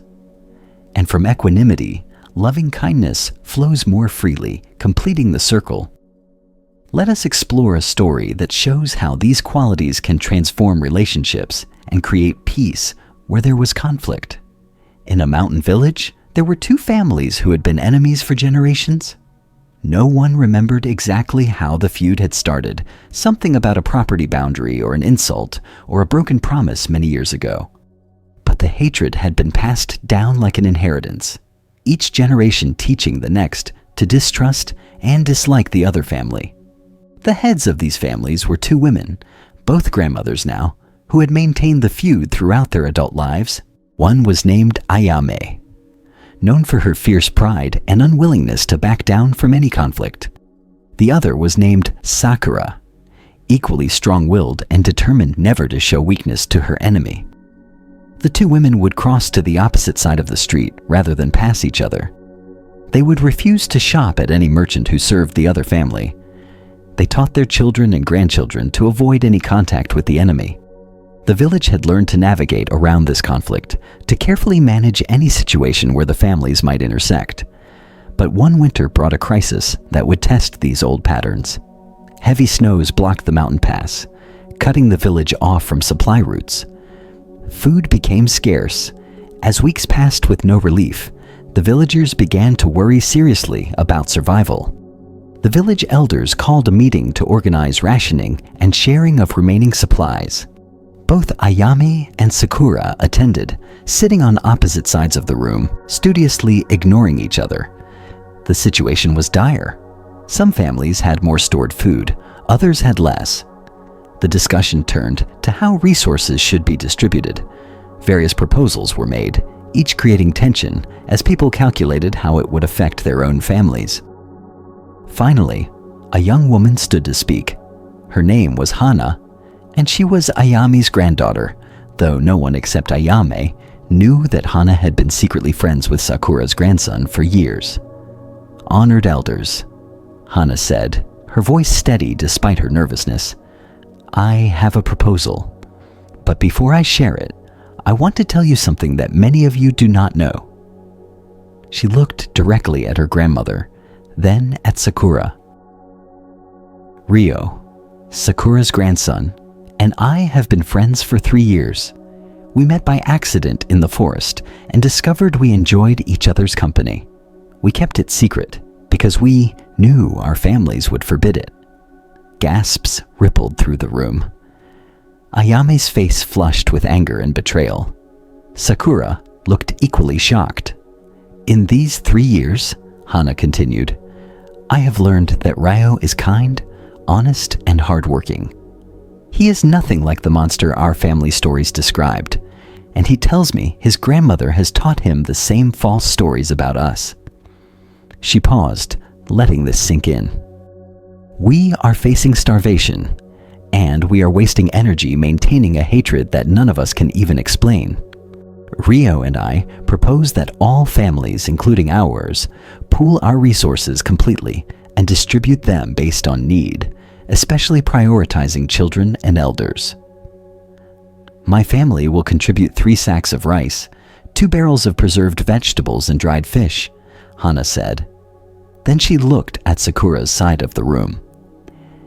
And Ryo's family has agreed to contribute similar amounts. Ryo stood from the other side of the room. My grandmother has taught me to hate Ayami's family my whole life, but hunger does not care about old feuds. Children do not deserve to starve because their grandparents cannot remember why they are supposed to be enemies. The room erupted in discussion. Some praised the young people's courage and wisdom. Others worried about the implications. But the practical reality was undeniable. Survival required cooperation, and the young people had offered a path forward. Ayame sat in rigid silence, her mind churning. Everything in her resisted this proposal. Decades of pride, of maintained boundaries, of righteous anger. How could she cooperate with the family she had been taught to despise? How could she accept help from them? Or worse, offer help to them? But as she looked around the room, she saw the thin faces of children, the worried expressions of parents. She thought of her own grandchildren, including Hana, who had risked everything to speak truth. And she felt something crack inside her, some ancient wall beginning to crumble. Sakura was experiencing a similar internal struggle. She caught Ayami's eye across the room for the first time in decades, and in that glance, she saw her own conflict reflected back. 2 proud women trapped by inherited hatred, faced with a choice between ego and survival, between the past and the future. Sakura stood slowly. Her voice was rough with emotion. For 40 years I have maintained this feud because I believed it was my duty, my honor. But I look at these young people and I see wisdom that I have lacked. They are brave enough to question what we were too cowardly to examine. She turned to face Ayame directly. I do not remember why our families became enemies. Do you? Ayame shook her head slowly. No, it was already old when I was young. Then we have wasted decades hating each other over something neither of us can even name. Sakura said, My grandson is right. Hunger does not care about pride. Children should not pay the price for their grandmother's stubbornness. She walked across the room, every step feeling like it cost her something, until she stood before Ayame. I have no memory of harm your family did to mine, but I remember clearly every cold glance I gave you, every time I taught my children to avoid yours, every moment I chose hatred over humanity. For that, I am sorry. Ayame looked up at this woman she had been taught to hate, this enemy who was offering something she could never have imagined, an apology. A bridge across the divide. Every instinct screamed at her to reject it, to maintain her pride, to remember the old injuries even if she could not name them. But instead, she found herself standing, found herself meeting Sakura's eyes with her own. I cannot remember your family's wrongs either, but I remember my own hardness of heart, my own refusal to see you as human. That was my choice, and it has made me small and bitter. I am sorry too. The 2 women stood facing each other, decades of enmity hanging between them, like a curtain ready to fall. Then Ayame extended her hand. Sakura took it, and in that simple gesture, witnessed by the entire village, something ancient and poisonous began to dissolve. The weeks that followed were not easy. Old habits of suspicion and avoidance did not disappear overnight, but the 2 families began working together to manage the shared resources. Ayame and Sakura found themselves sitting on the distribution committee together, having to cooperate, having to see each other as humans rather than enemies. In the forced proximity, something unexpected emerged. They discovered they had much in common. Both had lost their husbands young and raised families alone. Both had struggled with the same challenges. Both loved their grandchildren fiercely. The differences they had been taught to emphasize seemed suddenly trivial compared to their shared humanity. One evening, while organizing supplies, Sakura asked Ayame, "Do you think our grandparents would be angry with us for ending this feud?" Ayame considered this. Perhaps. Or perhaps they would be relieved. Maybe they also grew tired of the burden, but did not know how to put it down. Maybe we are doing for them what they could not do for themselves. As winter slowly released its grip and supplies finally came through the pass, the village discovered something remarkable. The crisis that could have destroyed them had instead healed an old wound. The two families who had been enemies were now, if not close friends, at least neighbors who treated each other with basic respect and kindness. Ayame and Sakura became known for their unlikely friendship. Young people in the village would point to them as proof that even the deepest divides could be bridged, that it was never too late to choose differently. Years later, at the wedding of Hana and Ryo, the two grandmothers sat together at the celebration. They had worked side by side to prepare the feast, their cooperation now so natural that no one thought twice about it. "We wasted so much time," Ayame said quietly, watching the young couple dance. "Yes," Sakura agreed, "but perhaps that waste makes this moment more precious. We know the cost of hatred. These young people will not have to pay that price." The story of Ayame and Sakura shows how the Brahma Viharas can transform even deeply rooted conflict. The crisis created conditions for change, but it was the cultivation of specific qualities that allowed the transformation to happen. Hana and Ryo demonstrated metta, loving kindness, in their willingness to bridge the divide and propose cooperation despite the risk. Their basic friendliness toward life itself, their wish for well-being for everyone in the village, gave them courage to speak truth.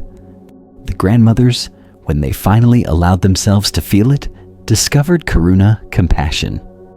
They saw the suffering their feud was creating, not just for themselves, but for their families and the whole village. This compassion moved them past pride toward reconciliation. As they worked together and discovered their common ground, mudita, sympathetic joy, began to emerge. They could appreciate each other's strengths, celebrate the happiness of their grandchildren's friendship, and feel genuine gladness at the healing taking place.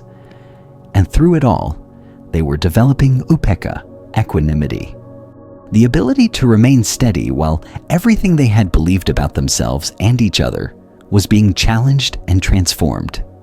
The capacity to hold both the pain of the past and the possibility of the future with balanced awareness.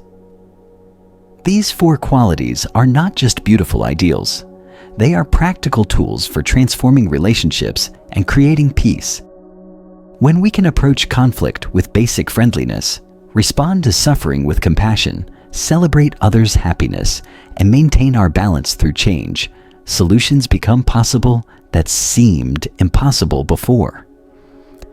Notice if there is anyone in your life toward whom you hold resentment. What would it feel like to offer them even a small wish for well-being? Not for their sake alone, but to free yourself from the burden of hatred. The cultivation of the Brahma Viharas begins with ourselves.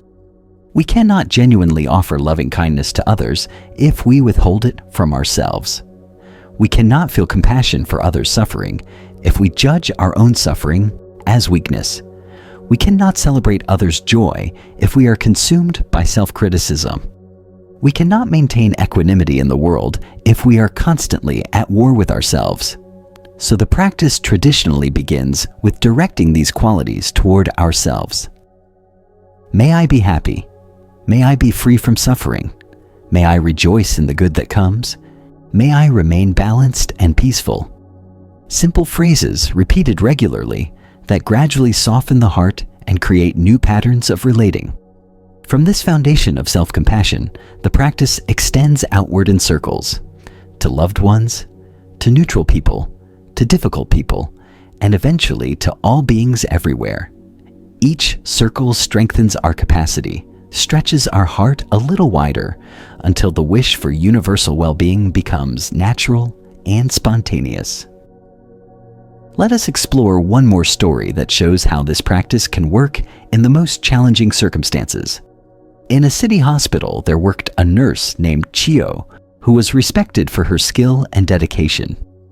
She had chosen nursing because she genuinely wanted to help people, to relieve suffering, to make a difference in lives touched by illness and pain. But after 15 years in the profession, Chio was struggling. The constant exposure to suffering had begun to overwhelm her. Every day brought new pain, new loss, new situations she could not fix. Patients would improve and then worsen.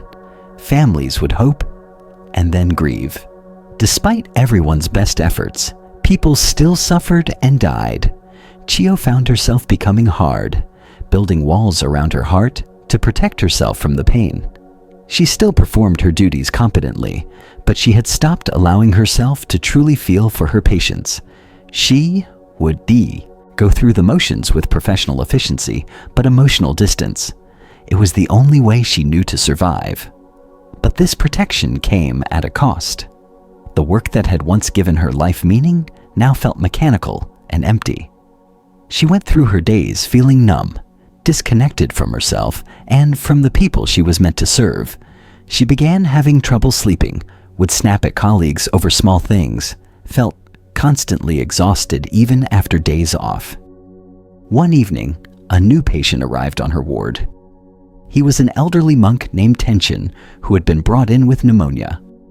Despite his illness, there was something about his presence that caught Chio's attention.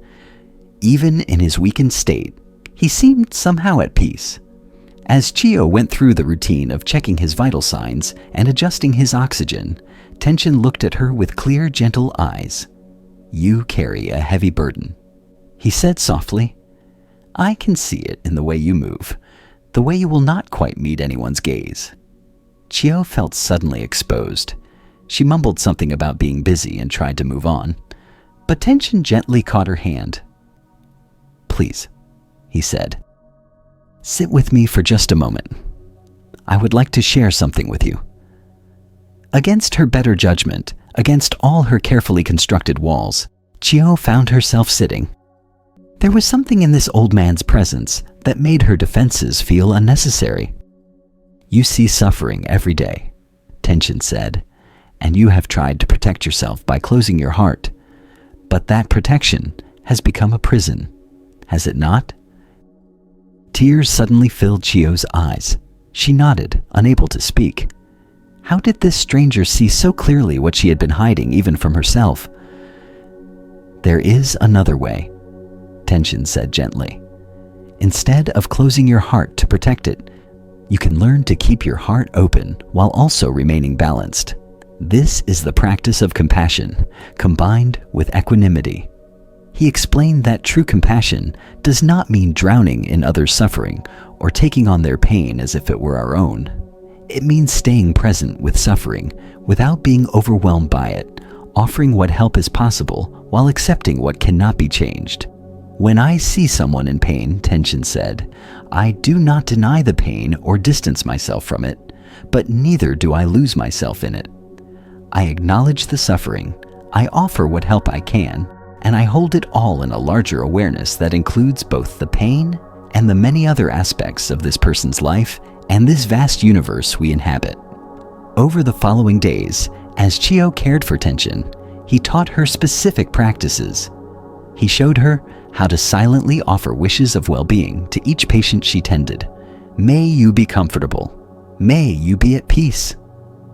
Simple phrases that kept her heart engaged without overwhelming it. He taught her to notice and celebrate small improvements, moments of relief, instances of connection. "Joy is also part of reality," he said. "When we only see the suffering, we miss the healing and resilience that are also present. Most importantly, he taught her to extend the same compassion to herself that she was learning to offer patients. You are also a being who suffers, he said. You also deserve kindness and care. If you do not tend your own heart, you will have nothing genuine to offer others. Chio began practicing these teachings in her daily work. When she entered a patient's room, she would first take a breath and silently offer them a wish for well-being.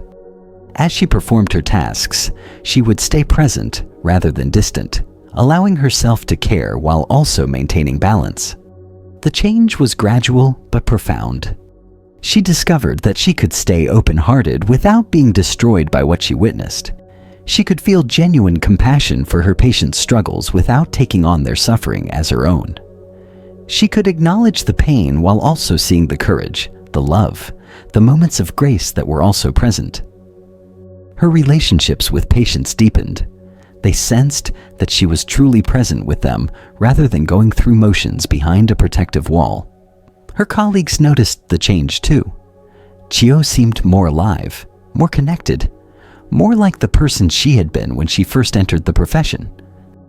When tension recovered enough to be discharged, Chio thanked him with tears of gratitude. "You have given me back my life," she said. "I was dying inside, and I did not even know it." Tension smiled. "You already had everything you needed. You have a good heart and genuine care for others. I simply showed you how to protect your capacity to care without shutting down your heart. The Brahma Viharas are not something foreign you must acquire. They are your natural expression when you learn to remain open and balanced."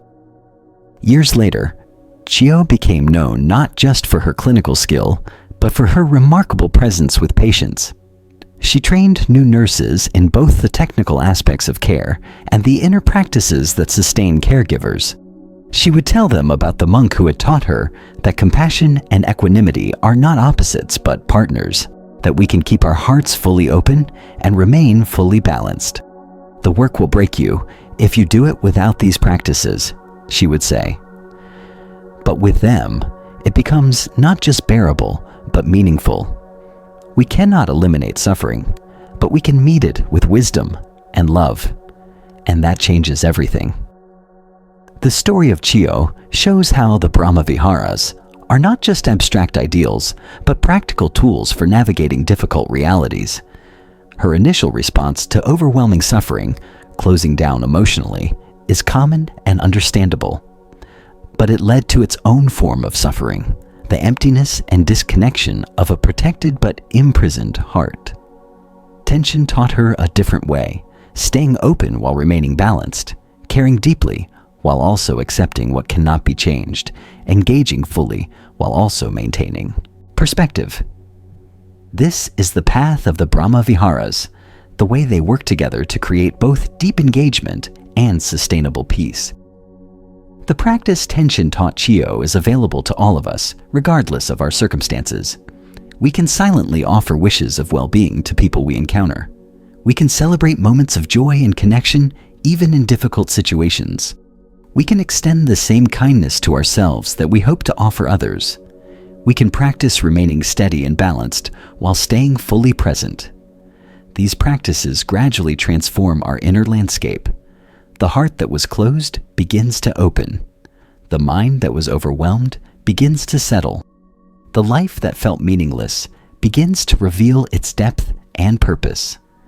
Not because anything external has changed, but because we are meeting what is here with different qualities of awareness. Let your awareness rest in your chest area. Notice the gentle rhythm of your heartbeat. This heart has been beating your whole life, sustaining you without ever asking for recognition. Can you feel appreciation for it? Can you offer it kindness? The Buddha taught that these four qualities, loving kindness, compassion, sympathetic joy, and equanimity, are immeasurable because they can expand infinitely. There is no limit to how many beings we can include in our care, no ceiling on how deep these qualities can grow. They are called divine abodes because they are places where consciousness can dwell that are already peaceful, already free. When we abide in loving kindness, we are at peace, regardless of circumstances, because we are aligned with our deepest nature, which wishes for well-being. When we abide in compassion, we are connected to all beings through our shared vulnerability.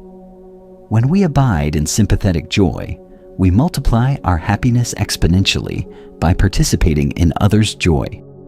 When we abide in equanimity, we are stable and centered regardless of what winds blow. These are not states we achieve once and then possess forever. They are qualities we practice, cultivate, strengthen through repeated choice and attention. Each time we pause to offer a silent wish of well-being, we strengthen loving kindness. Each time we meet suffering with care rather than turning away, we deepen compassion. Each time we genuinely celebrate another's good fortune, we expand our capacity for joy. Each time we remain steady in the face of change, we stabilize equanimity. The path is walked through these small moments, repeated thousands of times, gradually transforming who we are and how we meet the world. Not through force or struggle, but through patient, kind attention to what we are cultivating in our hearts. Rest deeply now. Feel the support beneath you, the air around you, the vast space that holds everything. You are held. You are supported. You are part of something infinitely larger than your small sense of separate self. As we near the end of our journey together tonight, there is one more teaching to explore. The Buddha spoke about something called the 3 marks of existence, 3 characteristics that mark all of conditioned reality, all of our experience in this human life. The first mark we have already encountered: impermanence. Everything changes. Nothing remains the same. All phenomena are in constant flux. This is not a philosophical position, but a description of direct experience. Look closely at anything, and you will see it is in process, becoming, transforming. The second mark is dukkha, the unsatisfactoriness we explored earlier. All conditioned things carry a quality of not being quite complete, not lasting, not fully reliable as sources of permanent happiness. Not because they are bad, but because they are impermanent, because they are conditioned by causes beyond our control. The third mark is anatta, not self, the teaching that there is no fixed, permanent, independent self to be found anywhere in our experience. We have touched on this teaching, but let us explore it more deeply now as we prepare for rest. When we search for the self we think we are, we find only changing processes. The body is constantly changing, cells dying and being born, matter flowing through. The feelings are changing, pleasant and unpleasant, arising and passing moment by moment. The thoughts are changing, one thought replacing another in endless succession. Even our sense of identity is changing. The I we feel ourselves to be at age 7 is different from the I at 17, different from the I at 70. So where is this solid, permanent self we assume we are? When we look closely, we find only flowing processes, temporary formations, patterns that arise and pass. This is not nihilism. Consciousness clearly exists, experience is happening, but the separate, independent, permanent self we assume is having these experiences cannot be found. There is experiencing but no fixed experiencer. There is knowing but no permanent knower. There is living but no unchanging liver. This teaching is often frightening at first. If there is no solid self, what am I? Who is living this life? But the Buddha's teaching here is actually profoundly liberating. What we take to be a solid, separate self is actually a construction, a story we tell ourselves, a pattern of identification that creates suffering when we cling to it. Let us explore a final story that illuminates this teaching and brings our journey to a close. In a monastery high in the mountains, there lived a monk named Shin who had been practicing for many years. He was sincere and dedicated, but he struggled with a particular problem. Despite his years of practice, despite his understanding of the teachings, he still felt like a failure as a spiritual practitioner. When Shin compared himself to other monks, he always found himself lacking. Others seemed more peaceful, more insightful, more advanced in their practice. Shin would see a senior monk sitting in perfect stillness and think, "I will never be that calm." He would hear another monk speak with wisdom and think, "I will never understand that deeply." He would watch others move through daily tasks with grace and think, "I will never be that skillful." This constant comparison created a heavy sense of inadequacy. Shin carried an image in his mind of who he should be, a perfect practitioner, wise and serene and accomplished. And every day his actual experience fell short of this image. The gap between who he thought he should be and who he experienced himself as being created constant suffering. One day, the monastery's teacher, an ancient master named Ryokan, called Shin to his room. Shin approached with anxiety, assuming he was about to be criticized for his obvious lack of progress. But Master Ryokan simply invited him to sit and poured tea. They drank in silence for a time. Then the master asked a question that seemed odd. "Tell me, who is it that feels like a failure?" Shin was confused. "I do, master. I feel like I am failing in my practice." "Yes, but who is this I that is failing?" "Well, me?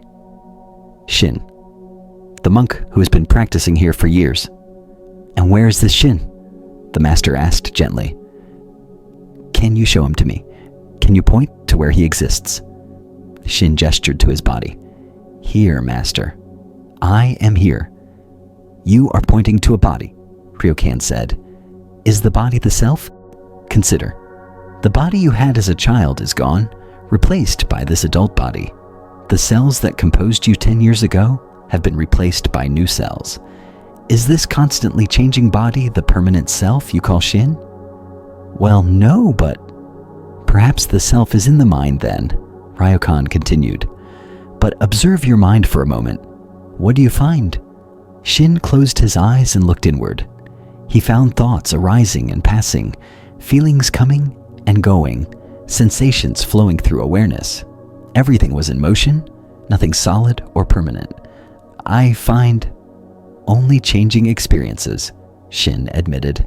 "Thoughts, feelings, sensations, all passing through." "So, where is the permanent Shin in all of this change?" Ryokan asked. "Where is the solid self that is failing?" Shin sat in silence, genuinely searching. He had always assumed he was a thing, a solid entity that could succeed or fail, that could be good or bad at spiritual practice. But when he looked for this solid self, he found only processes, only flowing experience. "I cannot find it," Shin said slowly. Master Ryokan smiled. "For years you have been suffering because you believe you are a solid separate self who is not good enough. But this self you are judging so harshly, can you find it anywhere?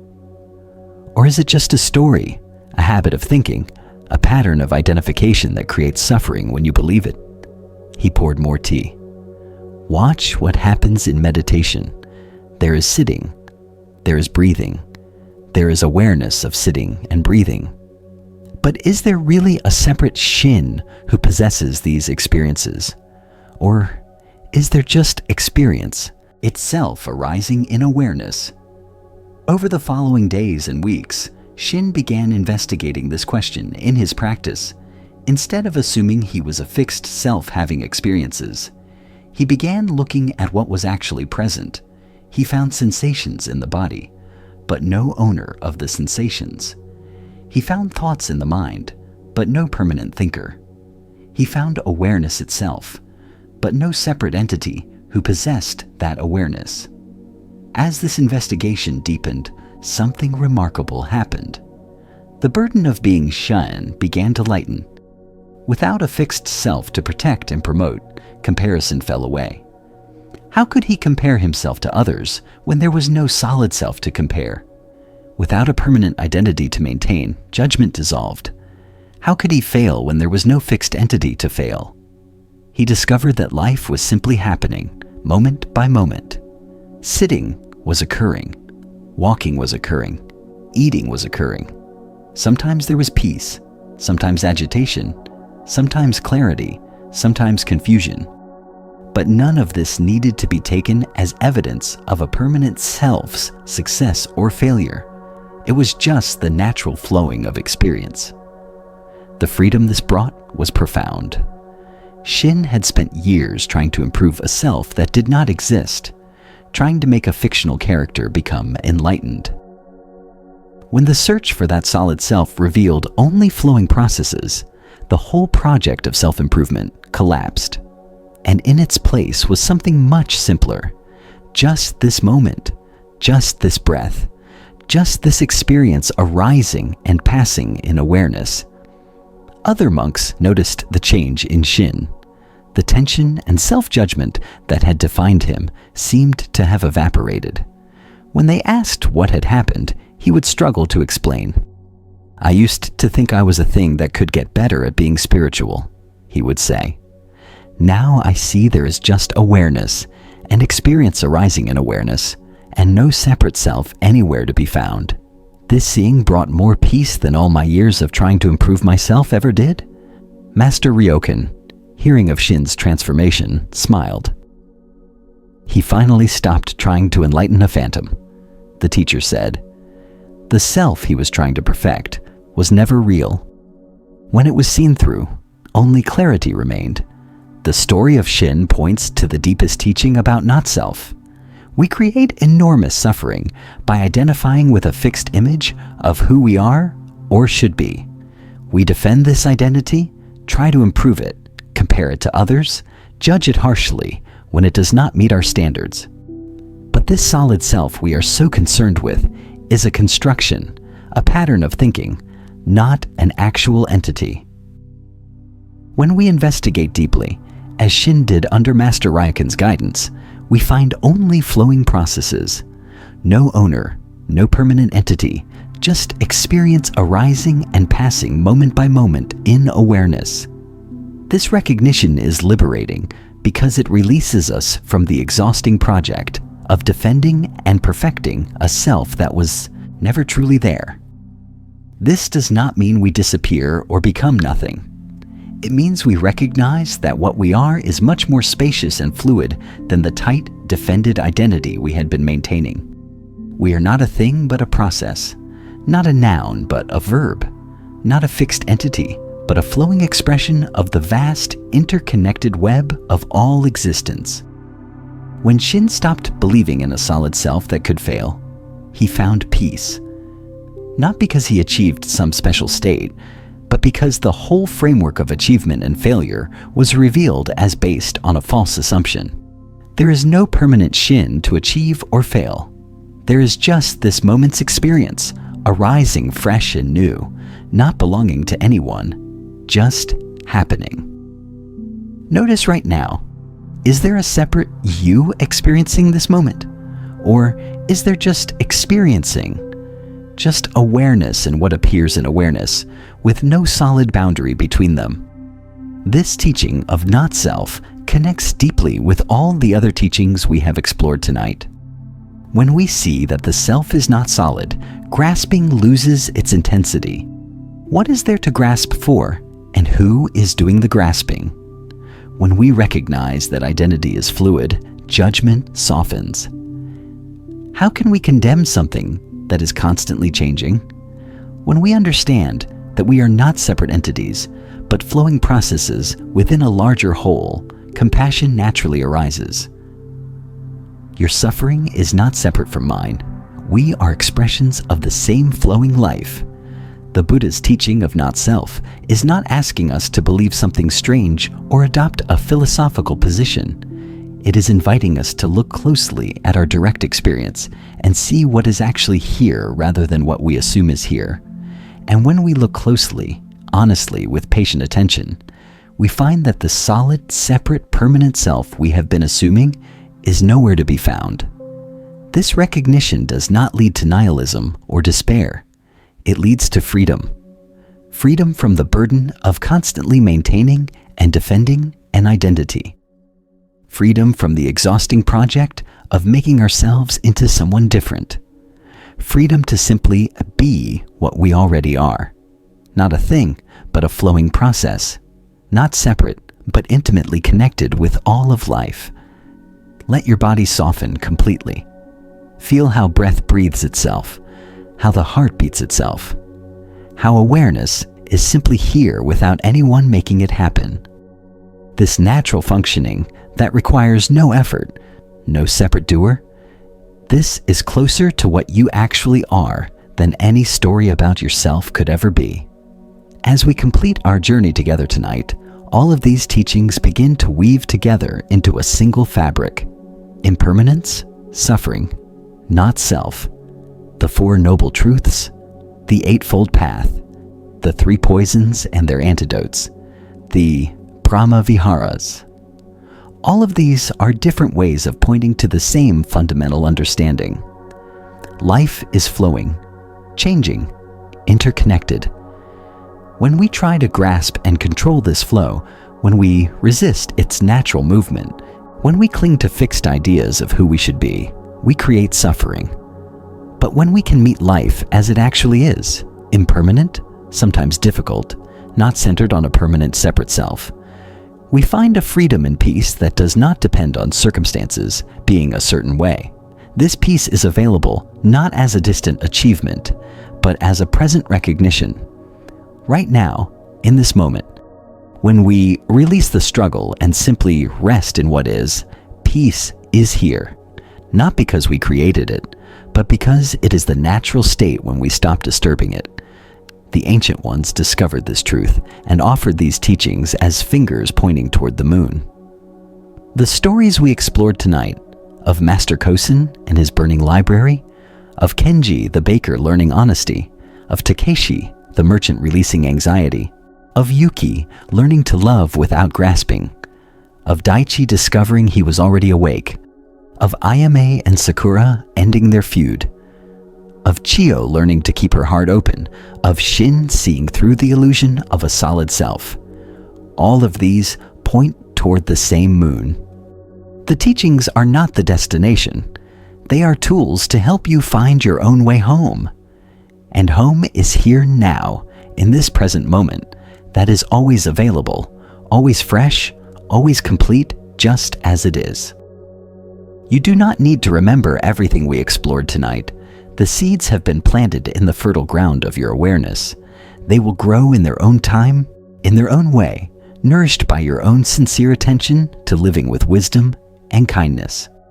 As you prepare for sleep, know that you are held by something vast and benevolent. The same awareness that has been present throughout this entire journey is the same awareness that will be with you in your dreams and when you wake tomorrow. It has never left you, never will leave you, because it is what you most fundamentally are. May you rest deeply in the peace that is your true nature. May you wake tomorrow with a gentle heart and clear mind.